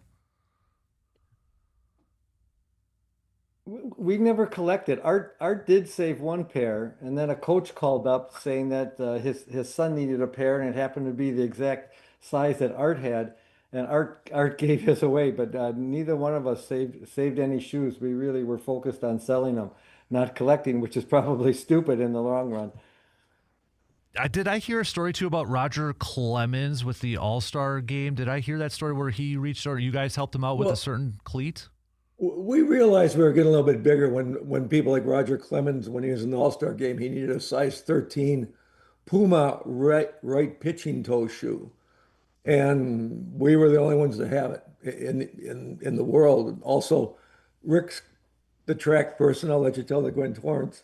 Well, Gwen Torrance, between trials and finals at the Olympics in Barcelona, got her racing spikes stolen, and so they called, the company called us because they didn't have any left, and we were able to somehow rush a pair of spikes from our warehouse to Barcelona overnight, and she wore them the next day in the finals and got second. Yeah, we had a guy get on the plane and fly him to Atlanta and meet somebody from Mizuno there. We got him that day. That's awesome. That's so cool. So your book, but there's all kinds of stories because all these professional athletes, they started as people like us, Yeah. you, Dan, and just the kids, and they grew up and so there's so many stories of how the professional athletes or how these kids became professional athletes. So the book's a fun read with that. Yeah, definitely. And, speaking of your book, the Book of Eastbay, Two Friends, and the Catalog That Changed the Sneaker Business Forever dropped yesterday. So make sure you go pick up a copy. And the cool thing, too, about this, proceeds going to help fund cancer research in children, right? Yes. And what can you tell us a little bit of the reason you guys decided to do that? Well, it's called the Little Warrior Foundation. It's for children's cancer research. Which also focused on Ewing sarcoma. My nephew's daughter, and it just happens a lot when you are an athlete, that some things happen that you never realize you have cancer till something happens, like she broke her leg, and that's how they pick it up. Oh man, playing soccer, and there's so little research being done in childhood cancer. I mean, I think only 3% of the money for cancer research goes to children, and they use such antiquated procedures. And so we're really behind it. Yeah, that's such a great cause. And thank you guys for doing that too. I think a lot of us, cancer-wise, have been affected by it one way or the other, whether it's been directly or indirectly. It's just an awful, awful disease. Well, and sadly, a lot of these kids don't know they have it, or it doesn't get diagnosed until they hurt something or break something playing sports or just playing in the neighborhood. And so these poor kids start off trying to become the best athlete they can and find out that their life changes dramatically. And it's a tough story. Speaking of athletes, I want to get to know you guys a little bit more. Who were some of your favorite athletes, maybe when you were growing up or a little bit younger? Who were some of your sports heroes? Well, when we were playing wiffle ball in the backyard, I was usually Mickey Mantle and Rick was Roger Maris. So nice. That's awesome. Not a bad duo. Not a bad duo and at all. Obviously the Packers. You hear stories about Boyd Dowler and some of the things that the Packers did, Paul Hornung, and Oh, yeah. there was a lot to like and a lot to learn from those guys. I remember We got to meet one of my favorite guys ever was Ray Nitschke from the Packers. He was just a wonderful person. oh man, I remember I Yeah, interviewed. unbelievable. You know, his persona on the field is totally different than what he's like off the field, and Oh, really? he was a guy that would just warm your heart from the moment you saw him. That's Oh, yeah. awesome. Because yeah, we just have these images of this middle linebacker that wants to almost tear your head off, when you kind of look at that. So I remember I interviewed Jerry Kramer one time, and he would kind of allude to some stories with him and Paul Hornung and Boyd Dollar in their house over by Green Bay and such. Probably wouldn't be appropriate to talk about, but he'd always kind of allude to those stories. Yeah, they have a million. Yeah. Well, no pro ki- sports has come a long way. When we were growing up, the players still had part-time jobs. yeah, that's right. It's just that it doesn't happen like that anymore. No, not at all. I mean, you look at this shoe game and looking at where everything's at, and whether it's basketball, cleats, baseball, everybody, the top athletes have their shoes at. From when you guys first started as to where this industry is right now, I mean, are you surprised at how big it's really grown? And I mean, my kid, for example, he's going to be 9 in June.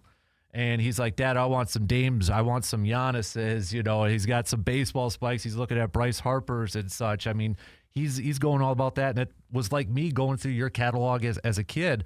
Are you guys kind of surprised to see the growth of this industry and where it's at right now? Amazed and surprised. Yeah. Because it's gotten so large. Things like the Bo Jackson shoes are coming back, and the Ken Griffey. So I mean, not only do they making new shoes with new technology and everything, but there's all these shoes for all the new, like a Dame, like all the new players. But then they're bringing back all the stuff from the old guys too. So right, all the nostalgia shoes, and it's great colors. Yep. So yeah, it's pretty amazing. And Jordan's even still sticking around too. So I mean, well, and the nice sort of interrupt. The nice part of it is that these years, the 80s and the 90s, it's the firsts. It's the first for an air shoe. It's the first for a signature shoe from an athlete. You can go on and on. It's the first time ESPN started. It's the first time you got to watch Monday Night Football. MTV came up on board. It's just a great story about the whole growth of the industry and how it related to sports and culture. We're talking with Art and Rick, the founders of Eastbay, about their new book, The Book of Eastbay, Two Friends and the Catalog That Changed the Sneaker Business Forever. The book dropped yesterday, so make sure you go visit or get your copy today. And I want to go to how you guys end the book in a couple of lines there where you say, we hope we helped you dream too. We hope you never stop. Dream big, dream often. And I love those two sentences. And, for anybody listening right now, whether it's maybe somebody who's younger or, maybe it's still somebody that's trying to find what their passions are and such, can you give maybe some words of advice, because was it a risk to do what you guys did and starting this business and kind of where it left off? What would you tell people that are maybe still trying to chase that dream of theirs? Well, we started with $4,000 and grew from there. Luckily, we had a great support group and our wives, Barb and Sue, and they supported us. I don't think we made any money, maybe $5 a week for 4 years. Mm-hmm. And I was teaching. It wasn't to the 50. I remember looking over at Rick saying, I could have been making a lot of money teaching the last 5 years, but then things changed around for us pretty well. And without their support, you have to have some support from someone so you can take your time and find where you're going and where the niche is and just keep following the thread. There's a thread out there and we just kept following it. Yeah, it's such a great. I've been able to dabble into it a little bit more yesterday when I picked up the book and such, and I love the humor parts in it. I mean, it's such an easy read, and it's just must have been my parts. See, exactly. There you go. So, but I mean, congratulations, you guys, on this book. But congratulations on, I mean, did you ever think you'd be starting such a cultural business? I mean, you've got LeBron James tweeting about you and Kevin Durant and all these athletes. I mean, it is such a cool culture thing that you created. I mean, I don't know what to say, but it's awesome. It was a part of my childhood growing up, and I still remember some of the covers. Growing up, I remember getting a Tremont Williams one. I'm like, oh man, that's a Packer player on the Eastbay cover. That sort of stuff. So I mean, that's got to be a great feeling to have that. It really is. We started off really just focusing on one thing, and that was getting shoes to athletes as fast as we could, and we were lucky being best friends and trusting each other, and realized that if we stick to our knitting and stick to the reason that we started this, good things could come. It's been a joy to watch it grow. So really quick, I know you mentioned the idea came from going to track and field, but who brought up the idea and what was the reaction like from the other person? Did you say you're nuts, you're crazy, or let's do it? Yes, it was Rick's idea. I always say whenever he has idea, I usually say, I think you're crazy. This ain't gonna work. And then of course I think about it a little bit, and Rick doesn't say anything. And then we come back. My wife said, "Yeah, maybe we should give that a chance." I'm going, "Okay, I'm warming up to this more."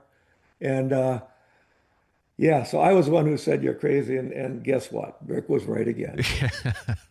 Don't tell his wife. Don't tell his wife. Well, Rick and Art, thank you so much for hanging out with us a little bit this morning. And again, everybody listening, go get the book, whether it's online, bookstores. I think you guys were just in Wausau last week at Yankee Bookstore in Wausau too, or Jonky Bookstore. So Yep. Jane and Jim really rolled on the red carpet. They were really kind. I'll give one poor plug. We have a website called Book of Eastbay, and on the website, as we started the business going directly to kids, we put our prologue on the website. So anybody who's interested can go on the website and read our prologue and see if they want to get to the point of maybe buying a book. That's awesome, and I highly recommend it. Guys, thank you so much. I know you guys got Can I just say hi to my old college roommate, Chico LaBarbera? I know he's listening. Oh, I get emails from him all the time, so that's awesome. Another great connection right there. That's we get way too many from him. Yes. Yeah. because he's still taking photos, I think, too, right? He's fabulous. Yeah. He is spectacular. That's awesome. Guys, thank you so much. This was a lot of fun. I know we could probably keep going on and on and on, so thank you so much. Best of luck and congrats on this awesome book. Oh, great talking to you, Dan. Thanks for having a great podcast. Appreciate I know it. people love listening. Good for you. Thank you. I appreciate that. Take care, guys. See ya. Bye-bye. There you go. There's Art and Rick from Eastbay. Again, just a fantastic book here. The Book of Eastbay, Two Friends, the catalog that changed the sneaker business forever. Go check it out. Get it on Amazon or, like they just said, their website too. So, all right. Tell you what, we got to take a quick break. All right, we got to take a quick break, and we'll be right back with some picks and to wrap up the program after these few words.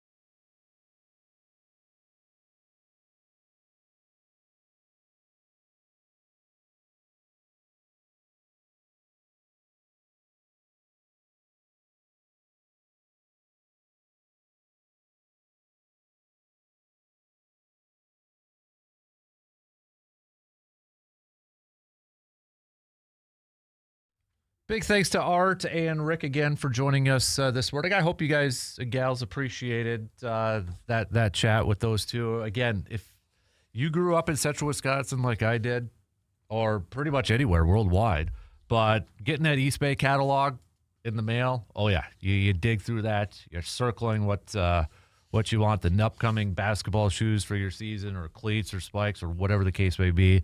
There's a lot of things I wanted.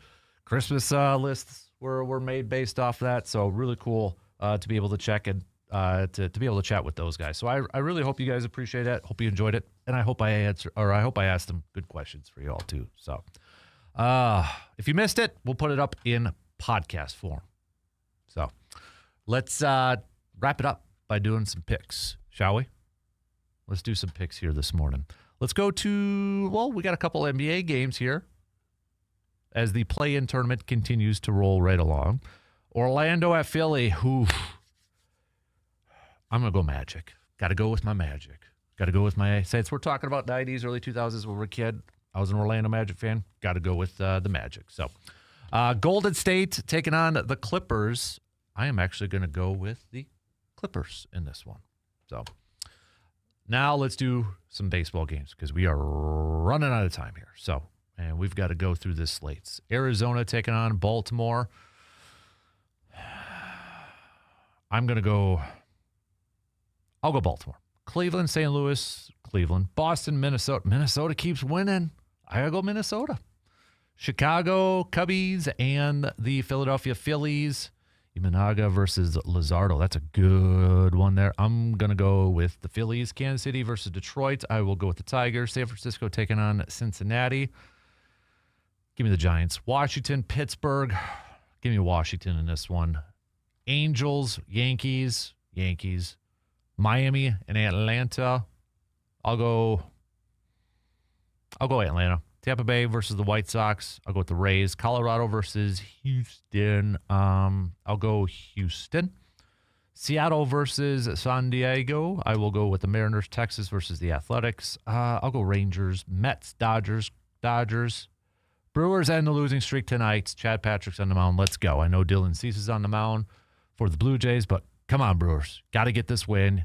End this losing schneid. Don't let it get to 7 straight games. So, all right. I'm going to award this card. If you get a text or a message from me, depending on where you talked the most, I'm going to let you know if you're the winner of this. All right. So check your messages. Again, a big thanks to Paul for donating these cards to give away every Wednesday for our Inside the Hobby. This Dennis Eckersley autographed gold framed card. It's a sweet looking card. Really sweet. And it's graded too. So if you get a message from me, you will be the winner. Got to tally up the points. Thanks for hanging out. Thanks for all the input, analysis, thoughts, opinions. Fantastic stuff. Again, if you missed that interview with the Eastbay guys, I'll put it up in podcast form. Otherwise, they are on the video stream too. So that'll be up a little bit later on here. So have a fantastic day. Same place, same time tomorrow morning. Your homework assignment, tomorrow is Thursday, so take over Thursday. Come in with some topics that you want to discuss with the rest of our listeners. Have a fantastic day. We'll chat with you all again tomorrow morning.